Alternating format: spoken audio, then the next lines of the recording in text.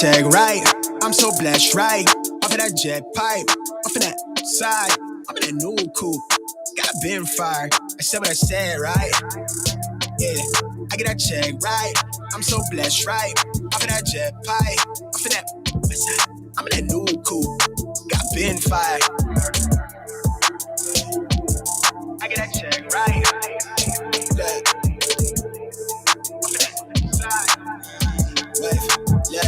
Hey, I don't do no fake love. Tell Lil' bruh shape up. The way we lit, they throwing shade, but they never say nothing. I'm that maze runner. I've been known to stay stunned. My drip on Blade Runner. And the way we move, it ain't no creases on my A1s. 2021 about to be mine, word to my day ones. So you shooting blindside, I aim straight for the frames, huh? I don't take no L's, my boy, I learn from y'all mistakes, huh? I just up my rate, I made my way, get out of my lane, bruh. Now we got some traction, everything been so surreal. I'm trying to get used to keeping check of how I feel. My ex is somewhat stressed, she dropped the ball, but that's oh well. I just tied the knot linked to the game, she got a pill. I'm much more concerned with how my time about to be billed. Need a couple meal tickets in my pocket till the bill. Quick to flip a bill, jump by the profit. I'm a real hitter with them wheels spinning, never stopping, I'm a boss. Yeah, can top in the backseat. Record critic and the analytic. Independent and we just beginning. Clearing anybody interfering. Tough loss, keep it tucked off. Something plush, do the brush off. Free spirit, make a trust fall, right? Look at my neck, right? I get that check, right? I'm so blessed, right? Off of that jet pipe, off of that side, I'm in that new coupe. Got been fired. I said what I said, right? Yeah, I get that check, right? I'm so blessed, right? Off of that jet pipe, off of that side, I'm in that new coupe. Got been fired. Next fashion week, we touching pay, yeah, that's necessary. Double G kid, she speaking French, but I'm not understanding. Mom sent those flicks of my daddy that drip hereditary. Let him talk it like I ain't next, let me disprove that theory. I don't do pretend, I don't like percents. I'm not cool with friends of friends. I don't do the trends, I set them, I ain't lacking. I can't do contend. Double rope chain necklace make her wet, she jumping out of skin. The Brody almost caught her straight from round away on split decision. We treat now like all we got is the moments we in. Always want to keep it real. Lately I can't really tell if they about the things they saying or they say it just to sell. Ain't worried about no bill. Cause when you building what we build, you know we headed where the bread is. Got the squad up going with me. Subtle flex, I need that check, so a hype beast. Last year wasn't it, but now my life been moving light speed. I was down bad, but now we way up where them kites be. Flip that to a movie, I star at same time I'm Spike Lee. I know they tight, I turn my life into they pipe dream. She say she wanna sightsee, let's start with what the night brings. Look at my neck, right? I get that check, right? I'm so blessed, right? Off of that jet pipe, off of that side, I'm in that new coupe. Got been fired, I said what I said, right? Yeah. I get that check, right? I'm so blessed, right? Off of that jet pipe, off of that side, I'm in that new coupe. Got been fired.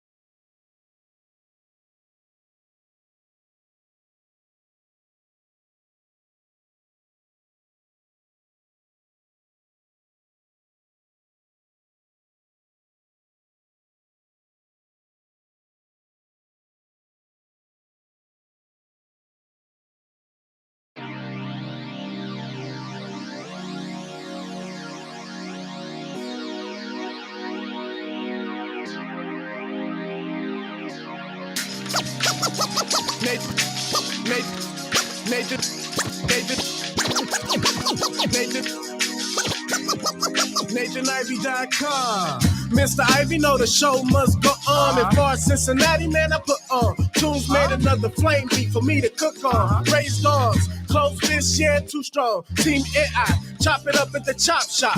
Top notch with the king flow, the hot shot. Cop squats in, listen to the real. Jumping like hopscotch, nobody harder than, oh, no, think not. Not only citywide, but nationwide. Superlatives, keep it locked like them Haitian guys. Put the truth in the airways, we talk about it. Brand new like the templates, let's be about it. Who got the info by the AM? Jono be the rapper, got them jamming when they play him. Staying in my lane, they ain't gotta okay him. Who the host with the scoop? Yeah, they gon' say him. Ivy, so superlative like a bag of Drippos. Show you where the bricks at, Cincinnati red tag. One time where my people at. Team NI where my people at. It's the 5-1-3, yeah, you know the flow. What's the word, Nate? Let them know the show. One time where my people at. Team NI where my people at.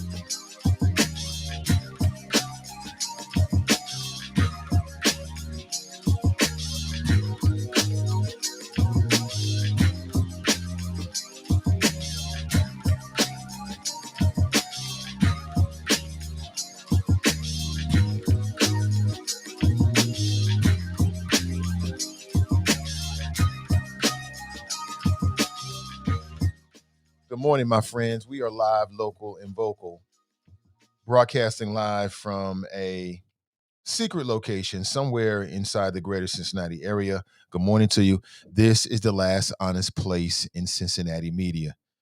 Today is election day, and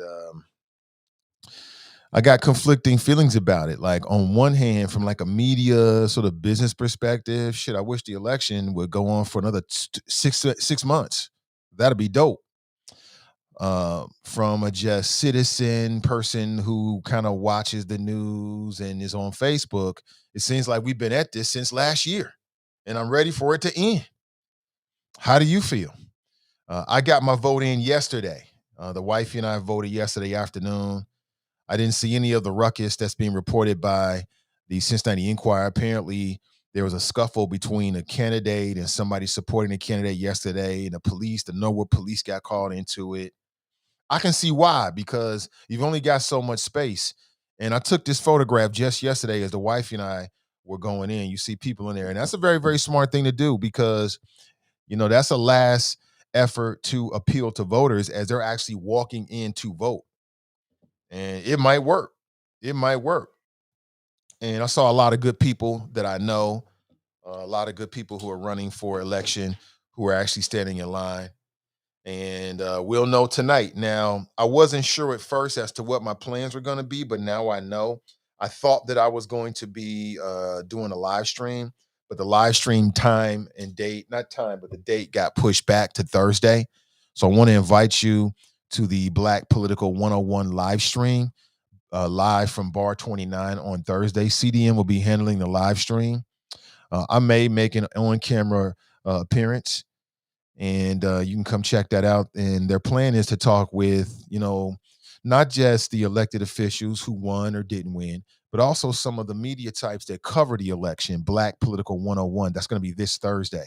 The live stream is going to be from 6 to 8. The event is from 5 to 9.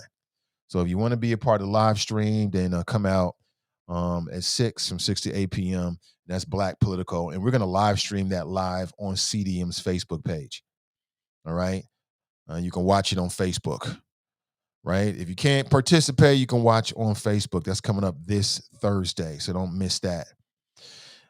If you don't turn on the politics will turn on you. A lot of people who watch these kind of things are predicting that the turnout's going to be low for the city of Cincinnati. And I want to ask an age-old question, at least for this audience, as to why. Like, what is it going to take to engage voters. Why are voters in Cincinnati so disengaged? Is this a part of the plan? Is this a part of the plan? Do the powers that be in Cincinnati want the turnout to remain low? Because when it's low, then they can basically use influence, money to get the kind of folks in these positions that they want.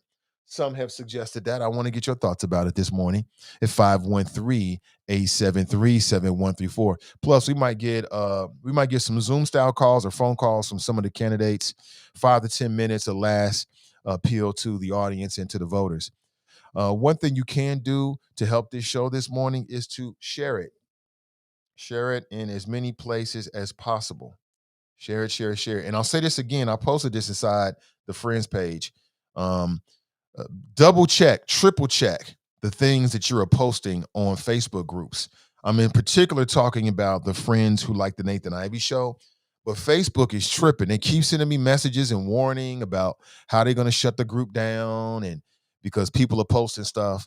So if you got some personal beef with somebody, let's be adult about it. Don't put it in a group. Because what you're going to force me to do is you're going to force me to block you, and I will not hesitate. No, you can't have that. Can't have that. You can have some fruit. Okay, we'll tell your mother. Daddy's on the air. She's not asleep. Go tell her you're hungry. She'll take care of you, bud. Can we talk about this another time? Daddy's on the air. Do you mind? Do you? I'm on the air right now. You mind? I can't pause it, bud. I can't pause it. Give us a break. Okay. Can I get back to what I'm doing, please? Okay. Thank you, son. Go do what your father told you to do. This little boy, tell me something. He wants some animal crackers. No, you can get some fruit. Anyway, yeah, I will not hesitate. The integrity of that group is more important than any one or two or three individuals. So double check and make sure that, because they're sending me messages about all kind of stuff. So Facebook is so damn disingenuous, hypocritical ass mofos. Again, I'll say, y'all let Donald Trump get on here for years and lie about Barack Obama's citizenship. You let all these birthers run around here telling lies about Barack Obama's legitimacy. Y'all allowed the January 6th insurrectionists, these conspirators to use Facebook to organize basically a plot to overthrow the goddamn government, excuse my language. And now they sending me a message because somebody used the B word in the Friends Who Like the Nathan Ivey Show page. I'm sick of Facebook. I'm on it though. See, y'all is so hypocritical. They sent me a message yesterday because somebody posted something about Dave Chappelle talking about this is not accurate. Dave Chappelle didn't really say this. We talking about Dave Chappelle. Like I said, meanwhile, y'all allow y'all platform to be used as a hub for conspirators to try to overthrow the damn country. And they tried to do it. No problems with that. But now you want to shut down Facebook groups because somebody posted a misquote of Dave fucking Chappelle? Oh my gosh. We are living in the last world, the last days of common sense. I mean, I'm not making it up. They sent me a message. I posted it about some Dave freaking Chappelle. So I'm just telling everybody, just double check to make sure that what you're posting in that group is in fact accurate. Okay, make sure it's accurate. That's on you. You just can't grab stuff and repost it because you see it somewhere else. Those days are over. And if you got some kind of personal beef, leave that at home. I don't care about none of that. You know what I'm saying? Send them a direct message. Don't post it in a group because you're going to force me to block you. And I will not hesitate with it. Don't matter who it is. I will not hesitate. So I'm saying it up front. I don't want to do it, but I'm forced to do it. And I will not hesitate. So make sure we're clear on that. So double check. That's the onus is on you. Just double check. And they're probably sending that to admins of all groups and pages. This is the stupidest shit ever. Excuse my language. It is the dumbest is ever. These mofos sent me a message about a misquote of Dave freaking Chappelle, and y'all allowed Donald Trump to use your platform to lie, to misinform, to promote propaganda for years and years and years. Hypocritical, man. Hypocritical, but it's the days we live in. You got to abide by the rules. I don't run Facebook, so I'm just trying to do what I do. Today is election day, and we got it in yesterday. It was easy peasy. We walked basically in and out. The wife and I, we voted yesterday it was in the afternoon, about between 1 and 2, somewhere around there. And as you're walking up, there was a lot of energy, a lot of well wishers, people still congratulating about the NAACP Inspiring Innovator Award, which was bestowed upon your boy on Saturday. Great night. Still getting a lot of well wishes. I appreciate that. And then condolences for Chairman Mom, who passed away last Monday. So it's it's a lot going on. We'll put it that way. There's a lot going on right now. But good morning to you. 513-873-7134. What's up, Ed G? Ed G, thanks for the post. Share. I appreciate it. Listen, when you share the show, more people see it because Facebook is tripping. They are tripping, but I got a way around it, though. Keep watching. They are super tripping. So when you share the show, it means everything. Appreciate you being here. How many people have already voted? By the numbers, the vast majority of people have not. People are waiting for election day. Now, why is that? Why do you think people wait for election day? Is because they can't get time off, or is it just programmed? It's what they like to do. Some people just like to vote on election day. And I like the early vote typically because that leaves me to be hands-free on election day, which is today. I plan to be out and about. I've gathered several invitations to the party. Send me an invitation and I'll show up. I'll do a live stream. And when the results come in, I'm going to all the winter parties. You're not a loser just because you lose an election. I just like that winter energy. I like to soak it all up. You know what I'm saying? I'm personal, okay? But I love to show up, maybe do a stand-up interview with you and kind of be your eyes and ears. So many interesting things happen on election night. So many interesting things happen at election night at these parties. You know what I'm saying? That's where the most interesting stuff happens. I'm telling you. I've been doing it for years and I'll be doing it again tonight. So glad to tell you that I'm hands-free. And I'll say it again, it looks like CDM is going to be doing a live stream for Black Political 101. And that's going to be on Thursday from 5 to 9 p.m. And the live stream will be from 6 to 8 p.m. So they've got some interesting things planned. I don't plan to be on camera at all. Ozzy is like, we need you on camera. I'm like, no. He's like, bro, we need you. I'm like, okay. I'll give you maybe 5 minutes most. I'm behind the scenes. That's your show. Y'all do what y'all do. But I will be in his house. All right. If you want to stop by and say what's up, that'll be me. I'll be the tall brother. People seem to be I guess I look short in this, which I'm not nothing wrong with being shorter. But I'll be the tall brother with earplugs in his ear, watching the cameras. That'll be me. If you want to say what's up, and any choppers, I'd love to see you. Love to see you. Good morning to you. Good morning to you. Get to the chopper. Get to the chopper. So we got it in yesterday, and it felt good to get it in. You know, I've been analyzing. I'm like an information overload, right? I've been analyzing and analyzing and analyzing and analyzing and analyzing and analyzing, and now it's over. Right, for me anyway, because we got it in yesterday. So maybe you're going to be voting this morning. I'm seeing people are saying this. Dale writes, politics is becoming a blood sport. Well, from what I'm reading, there was almost some bloodshed maybe Saturday. I'm not sure exactly when it was, but you had some people that was like, jostling for a position over there, which I can see. I can see that. And some allegations of racism. Apparently somebody allegedly called somebody a boy and a punk, and then somebody got any feelings about it, and it was almost into blows. It was a candidate, and then somebody who supports a candidate. So it is what it is. But let's go to the phones. Good morning. Welcome to the show. Good morning, Nathan. Good morning, Choppers. It's the Rick Dansby, just calling in, checking in on Election Day. Just hoping everyone has a safe Election Day.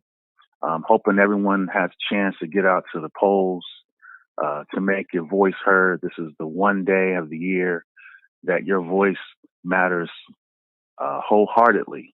We talk a lot about politics.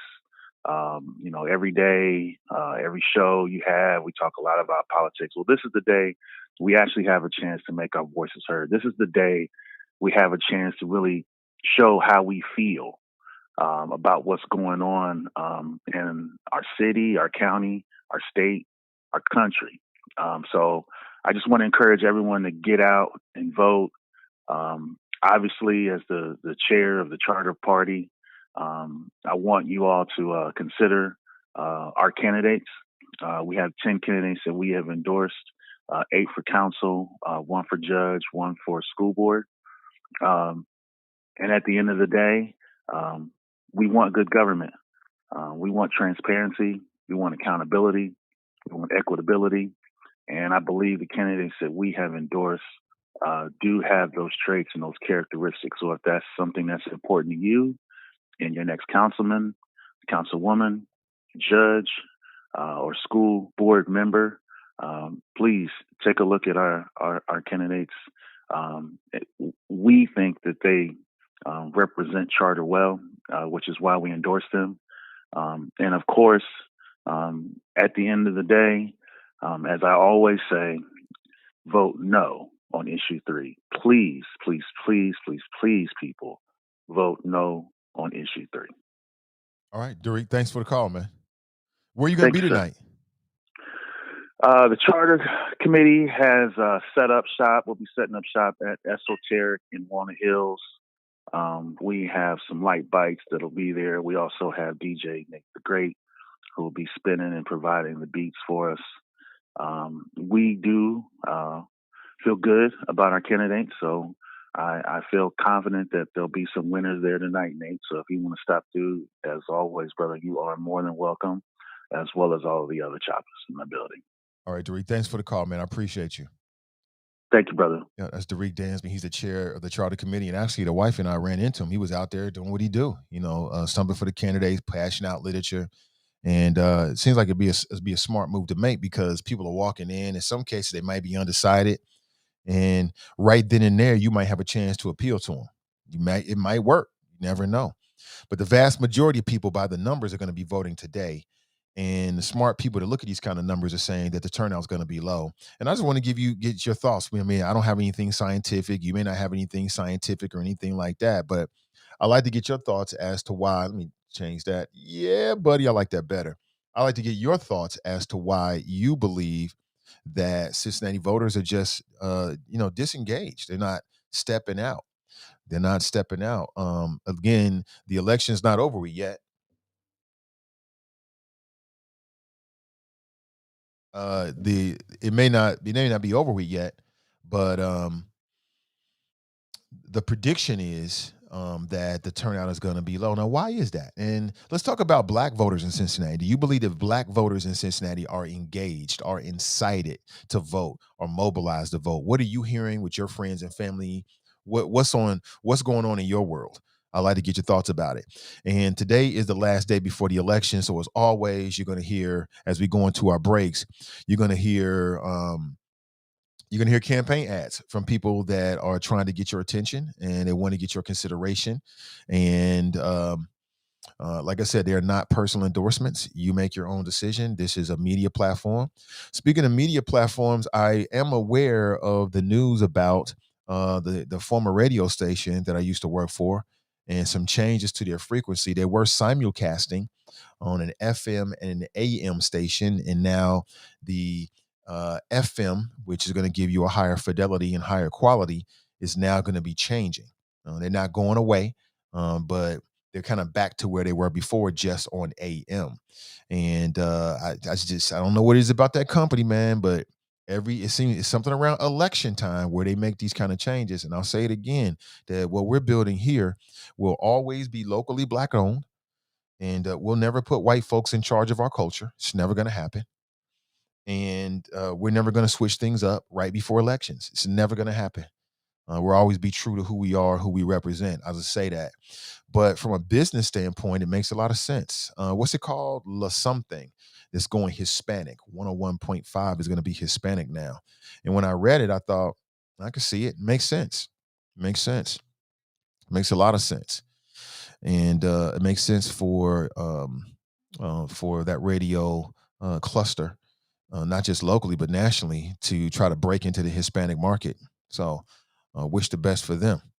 513, I watch Media Moves, 513-873-7134. I wouldn't be surprised if you see some more moves, quite honestly. If you want to share your thoughts this morning, I need to slip into an early break.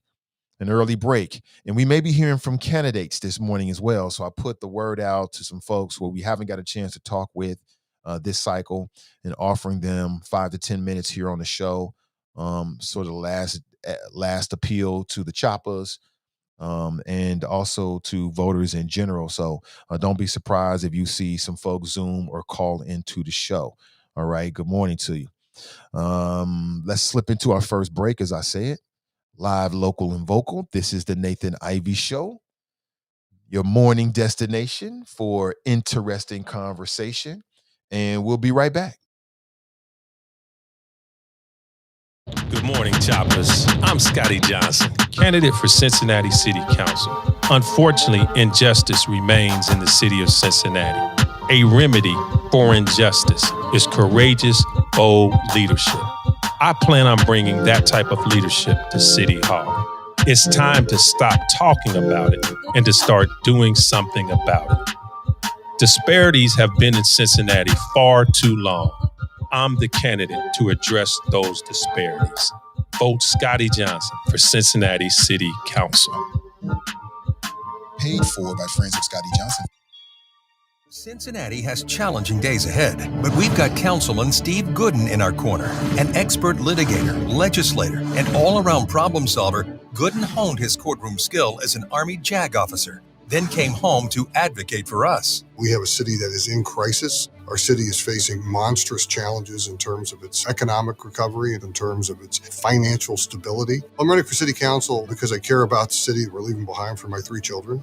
Steve Gooden worked shoulder to shoulder with labor unions to save our city from bankruptcy, rescued Cincy's biggest residential development from overzealous activists, and is introducing campaign finance and lobbying reforms to fight corruption in City Hall. We have to put our house in order in terms of ethics. We've had 3 city council members who have been arrested and charged with felonies in federal court in the last year alone. There is systemic corruption that has to be rooted out and addressed, and I have a very detailed plan to do so. Steve Gooden always stands with us and always gets results. That's why we can trust Gooden to help Cincinnati small businesses cut red tape and create thousands of union jobs in our city. For the challenges ahead and the bright future beyond, choose the leader who always advocates for us. I'm Steve Gooden, and I'm asking for your vote. This is Hamilton County Commissioner Alicia Reese, and I've been busy fighting hard for the citizens of our county. But today I'm asking you to vote for my friend, Democrat Elizabeth Tye, for municipal court judge. Elizabeth Tye and her family stood with me in a tough election. Now I'm asking you to stand with Elizabeth Tye for judge. She's from our community, and she's qualified. Elizabeth Tye grew up in Kennedy Heights and graduated from Central State University. Elizabeth Tye has been a prosecutor, a public defender, and has built a law practice from the bottom up. There is currently only one Black woman on the municipal court. It's time to send another one. Join me in voting for my sister, Elizabeth Tye, for judge. Meet me at the polls. This is Elizabeth Tye, and there is only one judicial race, and I need you to vote Tye for judge. Let's send a clear message that hard work and experience matters. Go vote Tye for judge today. Paid for by the committee to elect Democrat Elizabeth Tye for municipal judge. Hi, this is County Commissioner Alicia Reese, and I'm supporting Reggie Harris for Cincinnati City Council. Not only did Reggie support me in my tough election last year, but we walked the streets of Cincinnati together to deliver food and help citizens in this pandemic. Reggie Harris knows what it means to help people in these tough times, and as a former vice mayor, I know how important it is to have good leaders at City Hall. That's why I'm asking you to join with me in voting for Reggie Harris for City Council. Paid for by friends of Reggie Harris. Former Mayor Dwight Tillery asking you to vote for my friend, Michelle Dillingham, who is a Democrat running for Cincinnati City Council. The Black population in our city has declined, pushing Black homeowners out while speculators purchase their houses for pennies on the dollar. Black people are being foreclosed on because of rigged housing and economic systems. Michelle Dillingham will fight for you. This is Victoria Strawn. You know me, Sister V. City Council prefers investing in a soccer stadium and gentrifying our historic neighborhoods. Malcolm X said that if you don't own land, you're nothing but a squatter. Come on, Michelle, talk to the people. City Council is being sued for discriminatory tax abatement programs that unfairly enrich wealthy white neighborhoods. I know because I've been fighting for reform for years. Isn't it time to elect a candidate who will stand up for the people over special interests? Vote for me, Michelle Dillingham, Democrat for Cincinnati City Council. Paid for by Dillingham for Council Committee.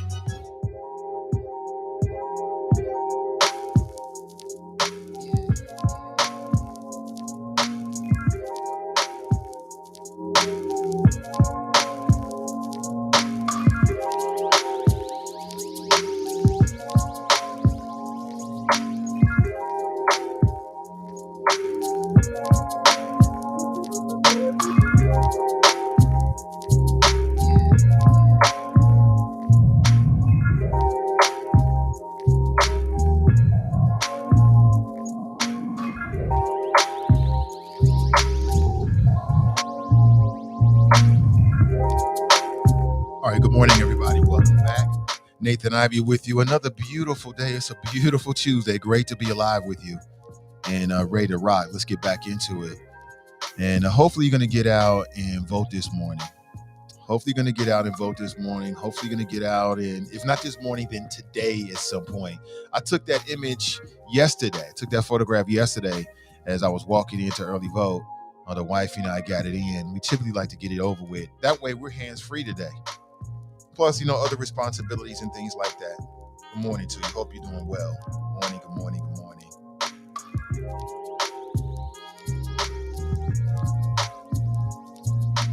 Let me see this. What's up here?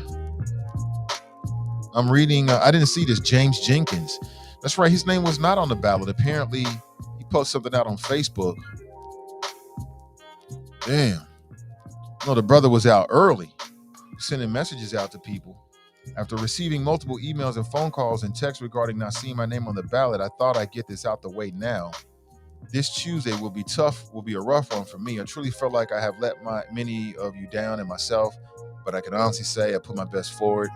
Apparently, from what I'm reading, I haven't read all of this, but apparently he didn't collect enough valid signatures to be on the ballot. Yeah. So he's going to do it again in 2024. Okay. Yeah, damn, really? Well, not so good. Not so good for him, but there's other people that you get a chance to vote on or vote for, the opportunity to vote for, and we'll have to make the right decision. So I guess he'll be back in 2024. I mean, that's part of it, I guess. You never can tell. Okay. Hold on, I'm conversing with candidates. We may get a phone call, we may get a Zoom call. I offer them both. Offer both ways, just to chime in and last appeal to voters. Again, everybody's going to vote today. The vast majority of people are going to vote today, so that's when it really matters. And we're getting a call right now. Good morning, welcome to the show. Good morning, Nathan. It's Mary Weinberg. How are you? I'm doing well. Good morning, Mary. How are you? I am good. I'm on my grind. I've been out the house since 6:30, heading to the different polls, heading to meet, voters, heading to meet my volunteers to thank them for coming out to help out. So I'm busy. Yeah. Well, I'm glad you made some time for us. Again, this is the vast majority of people are going to vote today, and they are. Yeah. And so what's the experience been like? How would you describe these last few months? When did you put your name into the race? So I put my name into the race in January. I was actually one of the first individuals to turn in their signature. So the race has been amazing. It's been a learning process. It's been a lot of work, stressful at times. But I think, with my background, especially training for the Olympics, I'm prepared. I'm ready for this. So I'm excited. I'm ready to go. I want everyone to vote for Mary Weinberg for school board. I'm really trying to work for a world-class education for our children. I bring four things to the table. I'm a parent. I'm a teacher. I'm a product of CPS, and also being an Olympic gold medalist as well. Okay. I was going to ask you, I mean, for people who may not be hearing your voice for the first time, they're like, why should they vote for you? Well, they should vote for me because I have the experience. I'm, going to be innovative. I have that firsthand experience as a teacher, knowing what we need in the classroom and knowing what we need for our students. So I think I definitely bring that to the table, and that's a very different than what the board currently has. Some of the people have an educational background, but it's nothing like having a teacher who has worked throughout the pandemic and has seen and heard from both students and parents on the needs of everybody. So that's interesting, because has the board ever had, are you going to remain a teacher if you are elected tonight and still be on the board at the same time? Is that correct? No, that's a conflict of interest, so I would have to step down, unfortunately. Wow. Okay. So you'll step down as being a teacher, because I wonder if it was a conflict as well. Wow. That's interesting. Yeah, I will definitely have to step down, and unfortunately, I understand because you vote on things that are pertaining to obviously teachers, the salaries, etc. So I'll be taking a leave of absence, and hopefully this will be a victorious one. But Nate, I just pulled up to my polling location and my volunteer is looking at me. Thank you for your So time. I actually have to run, but I do appreciate it. Thank you so much, and thank you for having me on. Almost deaf. That's Mary Weinberg Oli, everybody. Well, I did not know that. She answered my question. I'm like, is that a conflict of interest? So she in it to win it. It's interesting. Very interesting. I think it shows how much she really wants it, right? How serious it is for her. So we shall see. Afterward, I'm not going to talk about the quality of the races. So tomorrow, I'm going to talk about the quality of the races that people have ran. And I'm going to name the names. I'm going to expose the games and but also talk about the lames as well. I'll talk about all of it tomorrow. I don't want to poison the well, so to speak, at this point.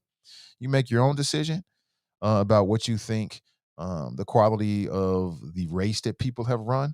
Because I think sometime, and I was just having a conversation with some brothers who are into this, they're into local politics, and I agree with them, like, voters may not know who you are, but if they see you putting a lot of energy into a quality race, it'll turn them on to you. Am I right about that or wrong about that? I believe that to be true. Like sometimes you can see a candidate, and you're like, I'm not really sure who they are, but damn, they're running a hell of a race. And it makes you feel like just how serious they are. And it also makes you kind of feel like the organization skills that they put into their campaign will transfer over to if they are in whatever position they're running for. Is that just me? Is it just me? 513-873-7134. Nikki's in the house. She writes, good morning, everyone. Happy Tuesday. Good morning to you, Nikki. Black Russia's in the house. He writes, political Super Bowl has begun. Yes, it has. Ashley Galt writes, good morning, Nathan and the Choppers. Good morning to you. Anthony writes, morning, Chop Shops. Good morning to you. Maurice writes, glorious resurrection, R.I.P. to Fred Hammond. What? Wait a minute. I fully admit, Fred Hammond passed away? Damn. Is that right? Let me look this up here. Is that true? I don't see it on the line. Is that true? Where are you getting that from?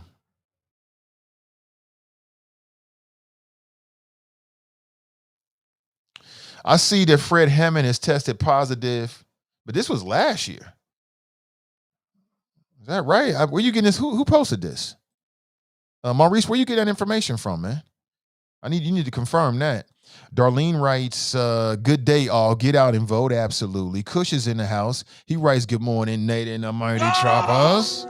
Good morning to you. Get to the dang choppers. Sarah writes, Grand Risings family. It's election day. Get your vote on. Absolutely. Yo writes, do Nate have the sound off? Gee, I hope not. As I'm looking at, no, I think we're Gucci. I think we good. Gladys writes, good morning, Nate and Choppers. Countdown Tuesday. So on the national level, you got some really, really interesting and important races for governor, Democrats versus Republican. What the pundits are saying on the national level is it's a referendum about the influence of Donald Trump. Does his name still carry weight? If you're a Republican candidate and you run very closely tied to Donald Trump, will that get you over the finish line? For people that watch politics, that's something to watch. City to city, what's interesting, you got elections and locales across the city. What's being reported nationally, and there's many stories, but one of the storylines is that last year everybody was on some reform the police type stuff. And now a year later, it's on some law and order type stuff, right? And when you listen to some of the ads, a lot of the ads, it's very, very interesting. There's a couple things that stand out to me. I'm wondering how many Black political consultants are there in Hamilton County? How many Black political consultants are there in Hamilton County? Because that could be a space for somebody or somebodies. Because when I'm listening to ads, and over the last couple of days, I've been tuning into more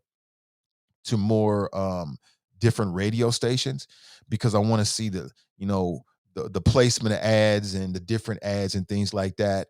And to my ear, man, there's some people that can use some work. I don't know who's producing some of these commercials, but y'all,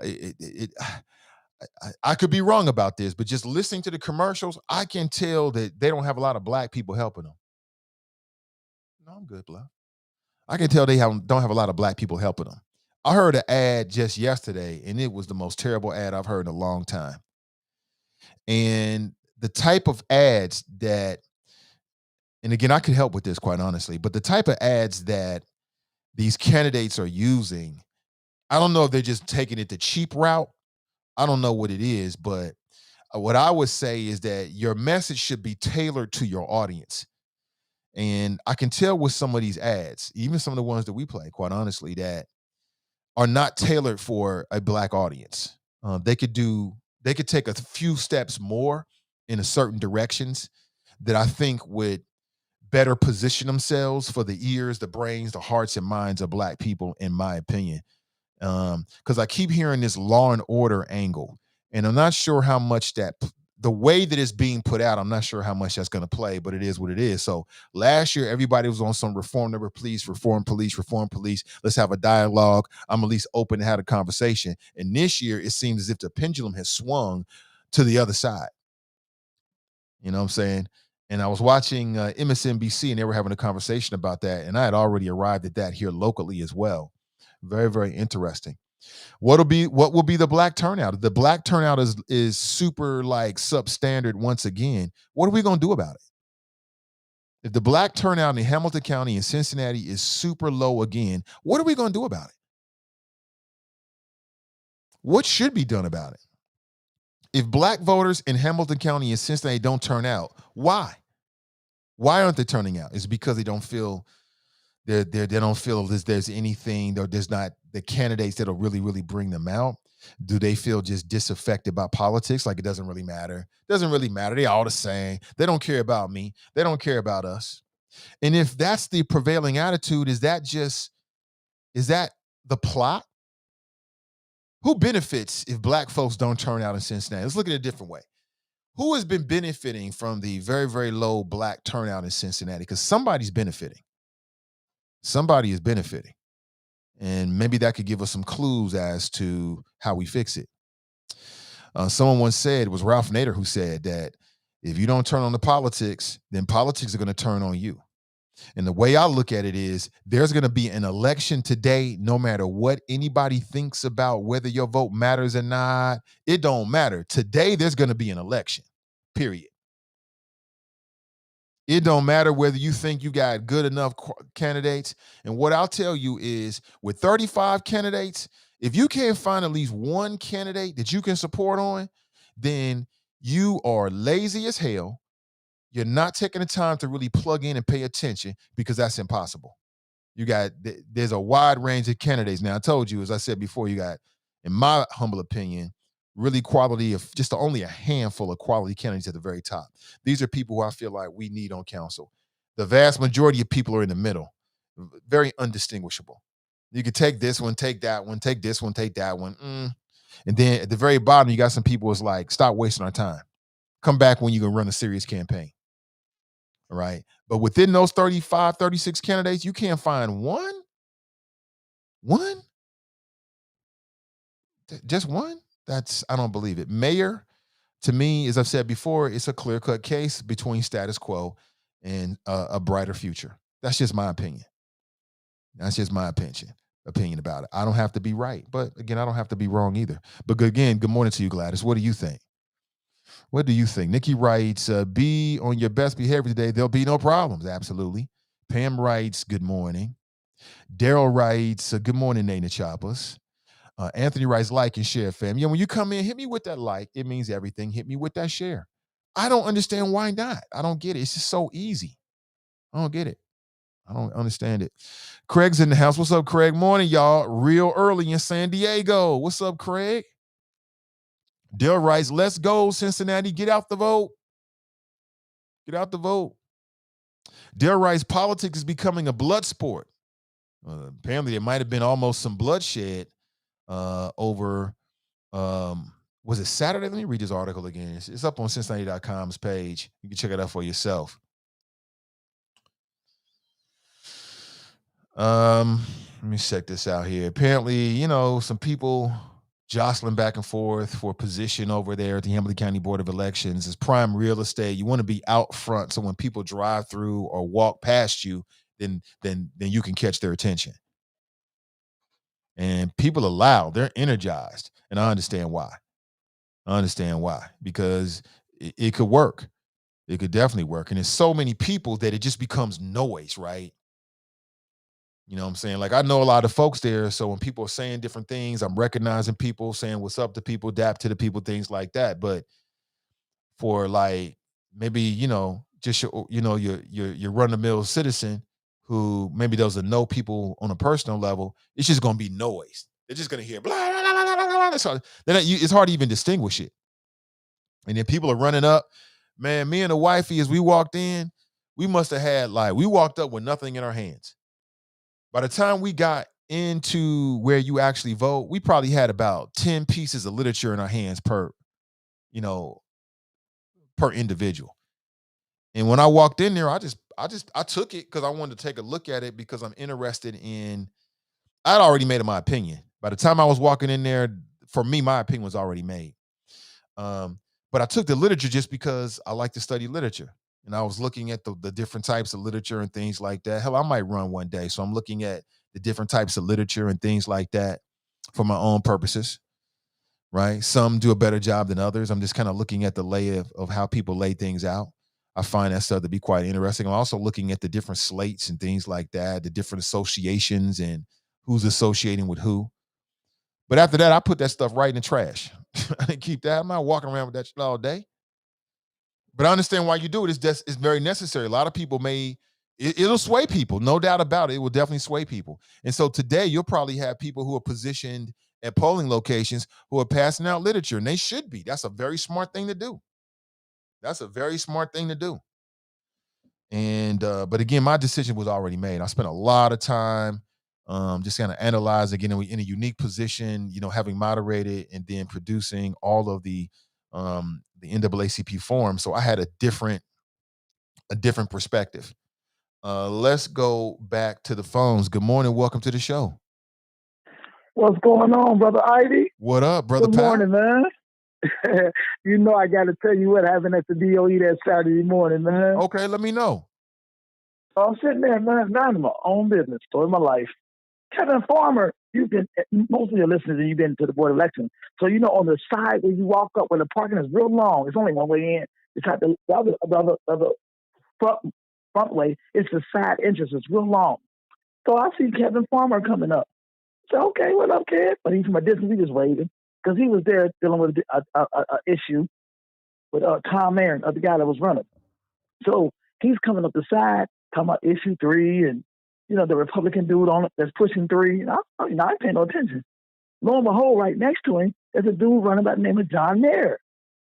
I'm like, I don't even know dude that well. Like, John Mayer coming up. He's the same guy that complained about the tents and his name wasn't getting out. He ain't going to win anyway, here nor there. So he coming up next to Kevin Farmer. I cannot tell you what they both was talking about. So I'm sitting there talking to Ty, who's running for judge. Next thing I know, she run up like, Ty, they fighting. What? Who fighting? I get up, I look out there, I jump out there, not even bragging on myself because everybody know me. I'm not the most violent person. I try to keep the peace. So and it wasn't just myself. Rob Harris is running. So me and Rob Harris run over there. I grab Kevin. I say, Rob, get Kevin so I can go tell John Mayer, to calm down. So we get Kevin going off. Kevin swinging. Kevin about to fight. John is just as guilty. So we grab Farmer. Rob take Farmer over there. I go to John Farmer like, man, calm down, stop this. You say the word boy, I couldn't even hear. I wasn't even paying attention. He said words 10 times worse than that. And they were back and he had an African American life and this and that, but I'm too seasoned to know that doesn't define how nobody see us. And so we grab Kevin, take Kevin to the side because most people know Kevin Farmer, he will go there. I'm like, Kevin, calm down. I go to talk to John, like, John, calm down. John, like, don't y'all touch me. I said, who is y'all?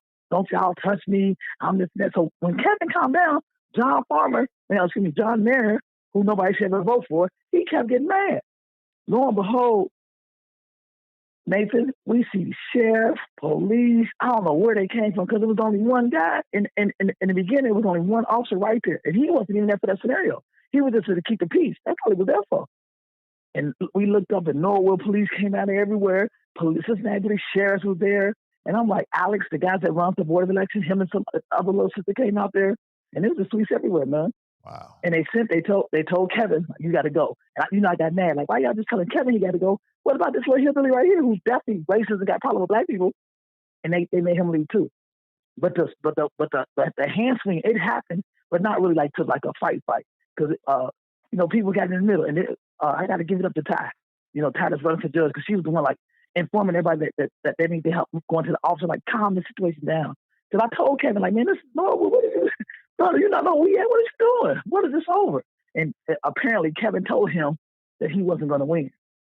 And so my man took it personal. He got mad.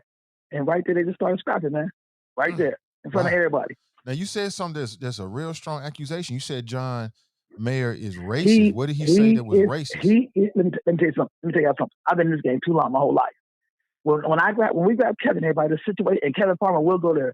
Because Kevin, you don't have to, like I'll say some people got certain issues, but he's not a bad person. But here nor there. When I turned around, we got Kevin, and I turned around to John Mayer. I've been in this game too long to know what I hear and see in the man's face. I'm like, man, calm down. This is over. But his face got red. He started saying all kind of words, but I wasn't paying attention. I was just grabbing him to stop the fight. Don't touch me. Who it is?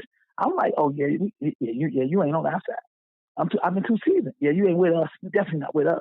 Yeah, because his eyes turned red. He started shouting out, blurting out words. I wasn't even paying attention. I was trying not to go there. Like, bro, let's stop this. Don't do this in front of where you're going to embarrass us, man. We're not here for this. Yeah, dude got problems, man, real problems. He said the word boy. I wasn't even focused on boy. I didn't pay attention. I just know that when you say us, them, thus, that kind, those, come on, man. He definitely said stuff that I had a problem with. Definitely. Yeah. So yesterday he kept trying to come to me and dialogue, but I wasn't on like, man, good luck. You're never going to win. This time we're going to be able to talk about you, man. You ain't with us. Heck no. You ain't going to win anyway. He was the first one that had a problem with the tents because, as you know, the brother Ice being in board election, we put tents up and people putting their signs there. So he didn't have a way to put his sign up there. And he went in and told on time in the beginning, we got problems, man. But I was cool. I said, no problem. You never win. Yeah, I'm too influential. We're going to talk about you. And he just kept it going. He did not let the fight rest. And he just kept on wanting to fight. I'm like, it's over, man. You see the man going this way? He just kept wanting to go on, man. He said he went to Hughes and he was bullied on as a young person. Like, man, are you for real? Yeah, I went to Hughes High School. They used to jump me, pal. Like, okay. I mean, what you talking about? Yeah, it got ugly.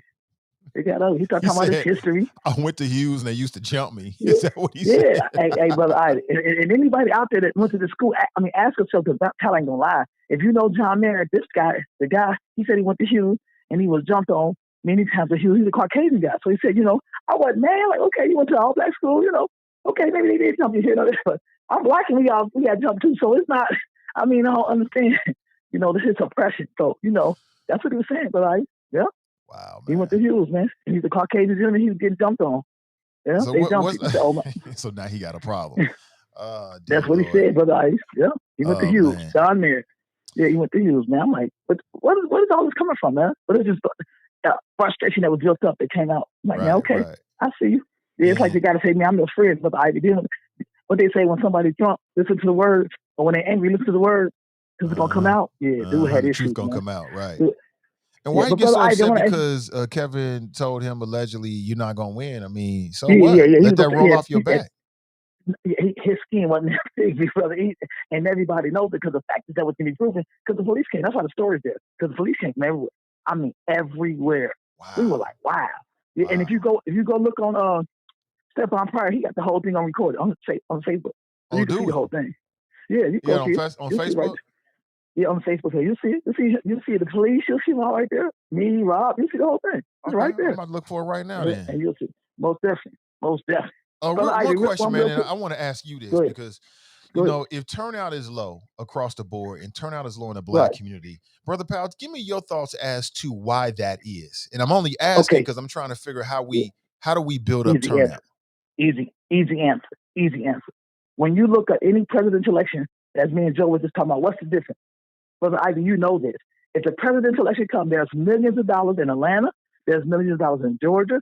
There's Mississippi. They go into the strip clubs. They go into the libraries. I mean, they go into schools. They put numbers on book bags. All the money is put into the black neighborhood.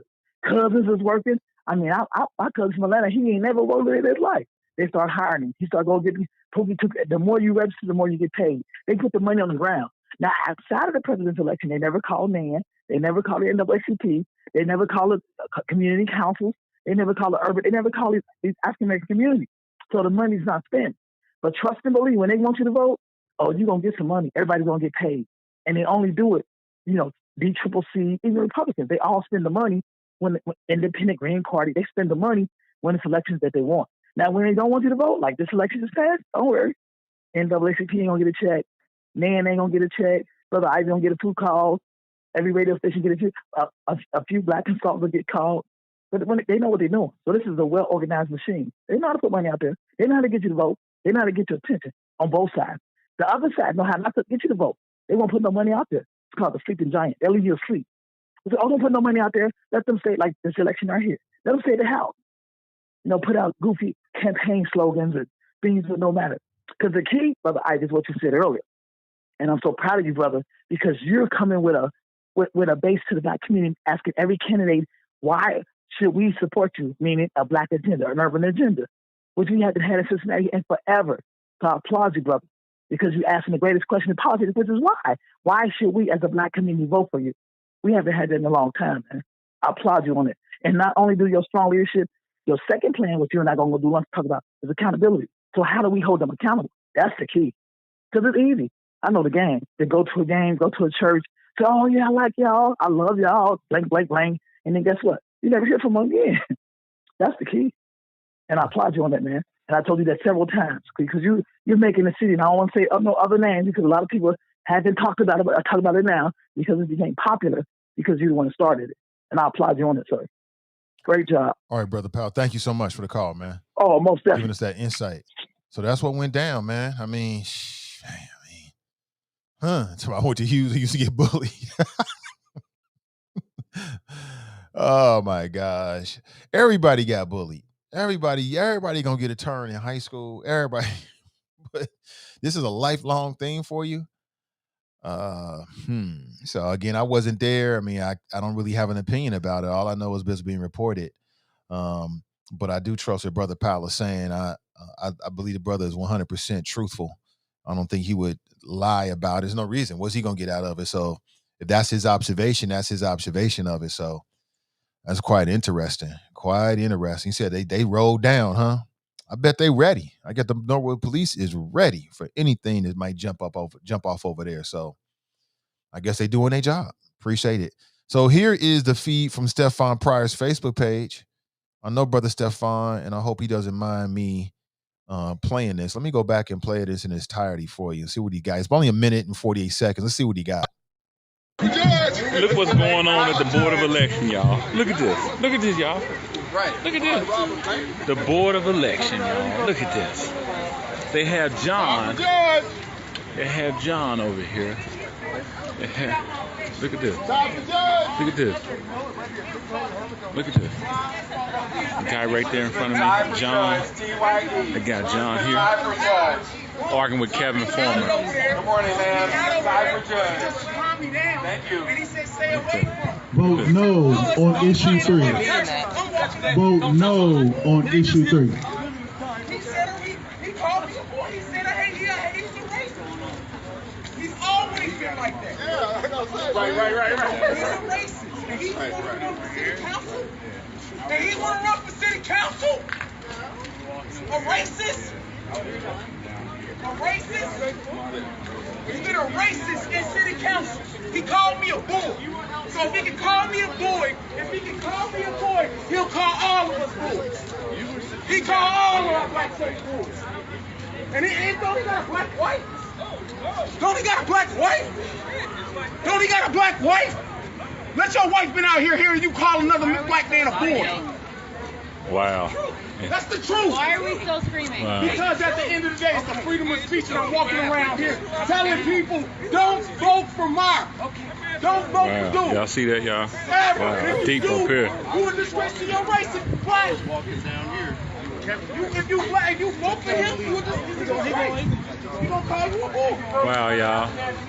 That's it. At the Board of Election. All right, y'all. Interesting. So that was from Stefan Pryor's Facebook page. You can check it out. Interesting. Yeah, you call a black man a boy and you a white dude, you're going to have a problem on your hands. You don't get to do that. Blame your forefathers. You ready? You know what I'm saying? What you want me to do? I understand. You know what I'm saying? How else you think he going to take it? There's not a black man in Cincinnati that would take it any other way. It's just going to come differently coming off your lips, bruh. Watch your mouth. And why is that necessary? Why is that necessary? Now, I can understand you jostling and you getting together. Men are always going to do that. That's just part of being a man. You're going to elbow and jostle for position and argue and disagree and all. You're going to do all of that. That's all just part of just being human, just being a man. I get it. But I think even in that, there's levels to it. And I think that that's why I say there's some people that say, well, you should never put your hands on somebody because they say something. Where do they do that at? In what world? You can say the wrong thing to somebody and they going in your chin. It depends on them. Watch who you talking to. I mean, I wasn't there, but from where I'm sitting, watch your mouth. Simple as that. I mean, I don't know what else to say. Let me see. Betting podcast, the Betting Public Sports Show, aka Fame Rise. Good morning, folks. Hashtag Alt Middle's here to wreck shop. Vote Sunderman and Puraval. That seems to be a contradiction. Vote Sunderman. Negro, please. Ain't nobody voting for no damn Bessie Sunderman.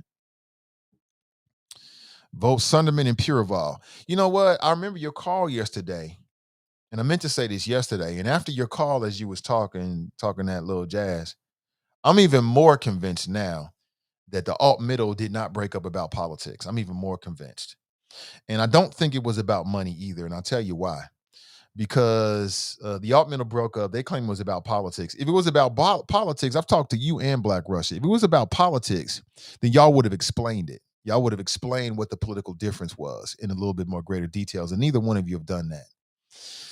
There's just something about the way y'all talk about this. If it was about money, then the person who is owed the money would have said something. And so in my opinion, two brothers breaking up like that, it's either about politics, money, or a woman. And so that leaves me at the latter there. I don't have no details. I'm just putting things together. And some just don't smell right. I hope y'all get back together, bro. Brandy writes, good. Stop lying to us about why you broke up, because I don't believe none of that. Brandy writes, good morning. Dale writes, media is setting the narrative. I agree, Nate. The powers that be wishing for low turnout. Yeah. It benefits them. Yo writes, I'm heading to my poll here in 20 minutes, doing my part. Get out and vote, family. Absolutely. Appreciate you for doing that. I think it's important. I think, they say all politics are local. That may or may not be true. What I will say is that local politics are going to have a faster, quicker impact on your life than the national politics. It all matters, but it matters who's on the school board, right? It matters who's on city council. It matters who's the mayor. These ballot issues, they matter. That's going to hit your pocketbook right here, right now. And the way I look at it is I understand why people say it doesn't matter because things don't move fast enough in a way that benefits the people. But there's going to be an election today no matter what. No matter what, today, there's going to be an election, right? And you can either participate or you can let somebody else make a decision for you. And I don't know about you, fam, but for me, I like to have control over my life as much as I can. Man, we know that the creator controls it all, right? You know what I'm saying? We know that, but I want to have as much control as possible. I don't want to just give up that to somebody else. And that's just how I look at it. We got a lot of smart, dumb cats out here. Some of the smartest people I've ever met. I mean, I won't say that, but it's amazing to me how there's so many very intelligent, smart people that don't believe in voting. In fact, they'll actively argue against it. And they be smart as hell. Super intelligent. I'm like, how can you be this smart and be this dumb at the same time? Smart, dumb cats. Maurice writes, they want to shut you down because it's power to the people. They fear unity. What are you speaking of? You talking about Facebook? Facebook is on some dumbish. It's not personal to me. Facebook is trying to prove that they can self-regulate. Now they've changed the name of the company to Meta, and that sounds like the name of a James Bond villain, don't it? Don't it sound like the James Bond villain? Meta, James Bond versus Meta, because they're moving into virtual reality. Who knows what the hell Mark Zuckerberg is cooking up? I don't know if it's going to be good for the world though. We'll find out. Anthony writes, I think people concentrate too much on wanting a candidate to wow and entertain them. I did too when I first got into politics. Now I just want a candidate with good ideas and policies. And I would also say backbone. Because you can have good ideas and policies and you ain't got no backbone. I need some backbone behind that. Kelly writes, good morning. Good morning to you. So yeah, I wasn't there. I was glad that Brother Powell gave us that insight. And I just showed a video from Stefan Pryor that gave us the aftermath. And so I don't know. I don't know what happened. I have no idea. If things went down the way they said, I can understand why the brother was in his feelings. Everybody's different. You know, if it had been me, I might have just shot him some BS and kept going. But, you know, you can't tell another man or one man how to react when something happened to them. They're going to react to wherever they react. It is what it is. And any white man that calls a black man a boy is always going to be looked at as a racist thing. Always. It's always going to be because we ain't boys no more. We ain't doing none of that. And depending on what black man you talking about, you're subject to get your chin checked. That's just the rules of engagement. If you don't like it, then dig up your grandfather and your great-grandfather's bones and tell them that. Regina writes, good morning, fam. Cruther writes, glad I voted this past Saturday. You got it in super early. We heard from Derek earlier. He's the chair of the charter committee. Maurice writes, I'm going this morning. Get it in. I mean, the Choppers are very smart, intelligent people. Very smart, intelligent people. So I'm not surprised to hear that. Let's go back to the phones. Good morning. Welcome to the show. Good morning. It's Tierra, pal. Hey, Tierra, how are you? Hey, I tried to click the link, but it was telling me that my browser is not supported and I was driving, so I just said, let me just go ahead and call in. How's it going? Okay, everything is good. Everything is good. Are you on your cell phone? That's probably what it was. Yes. Okay, great. I'm glad you got in. And for folks who don't know, you are a candidate for city council. Is that correct? Yes, sir. And, you know, again, let's approach it as people just don't even know who you are. Just tell us about yourself. And again, people are voting right now. Why should people consider you for a vote? Okay. So I'm a Cincinnati native, Walnut Hills graduate from the west side of Cincinnati. I grew up in East Westwood. I'm a small business owner. I own Tandy's Party Room. I also am a landlord. I currently rent to felons. And I'm also a senior consultant for a division of CVS Health called Omnicare. The reason why I would ask for people's vote is because as a trustee in East Westwood, we see a lot of things going on in the forgotten neighborhoods, as we call them. And there's things that we've gotten done that would have made it so much easier if we had the support of the city. And we don't. And then even when we had the 2 kids shot in Westwood, you know, we were always talking about being forgotten. They said they did forget about us. And that was unacceptable. So for me, I did not see that we had leadership that represented everybody. And I want to represent everybody in Cincinnati, especially those who feel like they have been underrepresented for a long time at City Hall. And so that's why I'm asking for people's vote today. And as you see, do you have a platform? What are the major issues that you see are facing the city and or that you want to address as a member of city council? Yeah, so there's a couple big issues. Housing is one of them, and not just the affordable housing, because when people throw around the term, for me, affordable housing, what they consider affordable housing is about $1,200, which is not affordable to most of Cincinnati. So we have to get that definition, you know, clarified and get actual affordable housing for everybody in Cincinnati.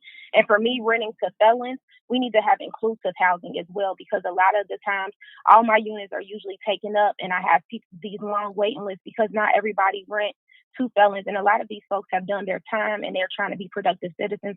So we have to make sure that we are not excluding them, because a lot of them make up a big part of our homeless population here in Cincinnati. There's a lot of young people that are homeless, and that's a whole nother issue as well that we see on the west side. The third thing is the jobs in Cincinnati. We need to have some better paying jobs and bring back apprenticeships. And I think that the city needs to do a better job with collaborating with CPS and the other schools so that we can try to get these apprenticeships around the city.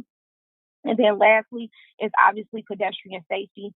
People are, and right now I'm parked in my car, I drive a Tahoe and it's shaking because people are doing 60 on these residential streets, which is ridiculous. And so we got to cut the red tape from City Hall in regards to getting these speed bumps and these crosswalks in these neighborhoods. Okay. And what would be, a big issue facing, Black Cincinnati is disparities. And unfortunately, too many Black Cincinnatians are on the opposite side of that, the wrong side of that, should I say. What would be your ideas or your plans or your strategy to address that? For me, I think it's touching base with all of this different communities. So in East Westwood, we have a large Black population and our voter turnout is low. So I think we need to get people engaged with politics because what I keep telling people is that a lot of our disparities that we face is because people don't pay us no attention because our vote is our voice. And right now, a lot of us are not voting. So we have to show that we have that voting power so that people can start paying attention to us. And I think once we get people to recognize that, then we can go in and say, look, once you vote, this is who you vote for, and this is why, or this is how you research because this person is promising jobs, or this person is promising this type of incentive for you. You know what I mean? So we have to get back to the voice of our vote, being our voice, so that we can try to address those disparities by having good representation. Yeah, I was just having a conversation with some brothers that are very well connected here locally, Cincinnati, politically, and your name came up. They said good things about you. Just want to tell you that. So I wish you the best. I wish you the best. Are you going to have a campaign party later on today, or? Yeah, so because I do so much work at our rec center in East Westwood, I'm actually just going to do it with the kids and some of my family over there. We're going to start it early around 6:30 to 8 because we know the kids got school tomorrow. And then after that, I'm kind of going to bounce around. Okay. Well, Tierra, thank you so much for your time this morning, and I wish you the best. Thank you, and thanks for having me. Make sure everybody get out and vote. All right, most definitely. That's Tierra Powell. And again, I might just put something on Facebook saying, look, it's like an open call. I want to hear from as many candidates. Just come through the chop shop as possible and call in for a few minutes. We'll say 5 minutes. And something like, I can't get too deep into it, but just hearing people's voices, perhaps they can make a connection with the voters and connect them with you. A lot of smart, intelligent people in here who may have already made their decisions, and or you've been watching the different forums and doing your homework. So you already know who's who and what's what.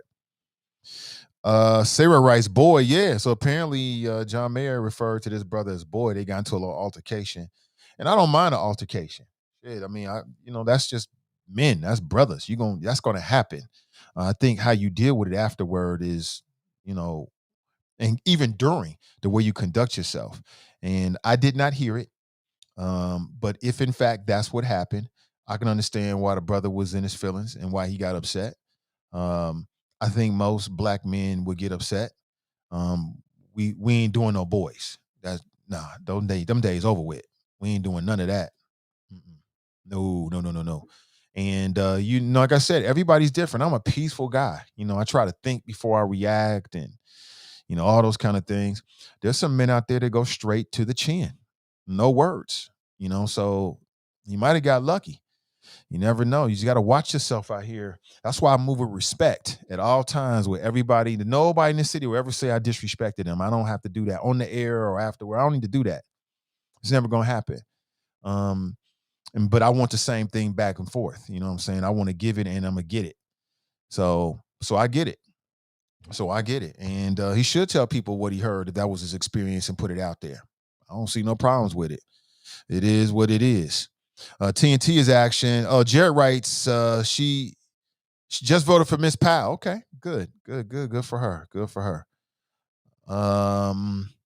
Yeah, I was just having a conversation and some people were saying great things about her, saying really good things about her. So we shall see. TNT writes, who will be the next mayor? ? City council? ? The power is in your hands, all caps. Call or text friends and family and make sure they go vote. Take them if you have to. Extend beyond yourself to turn out the vote. When we vote, we win. I like that. When we vote, we win. You're right about that. When we vote, we win. And if the election returns come back and the turnout in the Black community is low, then what? Because I see people out here doing it, but maybe there needs to be more energy. Like what are the strategies? Brother Powell said, it's people doing it's purposeful. People know how to turn out the vote. They're just not doing it. Could it be the candidates? It could be the candidates. It could be the slogans. It could be all of that. Speaking of which, I need to go into another break. It's election day. This is just a part of media at this particular time. And this show is no different. And there's folks that want to get in front of you. They want to bend your ear a bit. Before we do that, let's take another call. Good morning. Welcome to the show. Good morning, Nathan. It's Kelly Prather. How are you? Hey, good morning, Kelly. I'm doing great. Welcome. Hey, Nathan, I wanted to congratulate you on your Innovative Technology Award that you received from the Cincinnati NAACP. I think that award was much, much, much deserved. And, Nathan, I just want to commend you for stepping out and creating your own platform. Today is election day, and voter suppression is real. And it angers me that during the election cycle, our Black talk radio shows where people listen to and rely on for information and for commercials to see who they should support for these elections, they get tossed to and fro like Black people who don't own property gets tossed to and fro. It's like gentrification of radio. And so the fact that you created your own platform and you are where you are, you can stand and be your own man. I'm so happy for you. And you are definitely a role model for other people who want to just be self-sufficient. So I just want to commend you for that.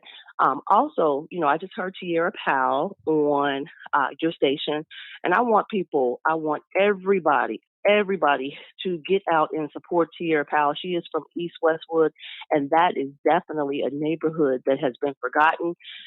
What angers me as well is that East Westwood gets neglected while Westwood, that has the central business district and all of that, where they have the big brewery, it gets all the funding. But East Westwood, where you have the McHenry House, where seniors live, and you have a lot of low-income families, it is highly neglected. And Tierra and Rodney Christian has been out there fighting for East Westwood for God knows how long. I've seen Rodney Christian, who was a huge supporter of Tierra Powell. I've seen him in City Hall begging for money for that area, and I'm happy to see that they finally got that playground, that basketball court, and the playground that they wanted, because it was much needed. So I'm, also in closing, I know that I don't have that much time, but Nathan, I just want people to go out and vote. Please vote your interest. Please don't allow anyone to tell you who to vote for. Listen, you've had an opportunity to listen to all other forums and to hear what other people have been saying, not only on Nathan's show, but other talk radio shows. Vote for people who have your best interests at heart. If we don't get out and vote, Nathan, if people don't get out and vote, we are going to lose all of our voting power in the city of Cincinnati. If you go down to City Hall, if you sit in council chambers on a Wednesday at 2:00, you can see what they want the city of Cincinnati to look like, and that is a disgrace.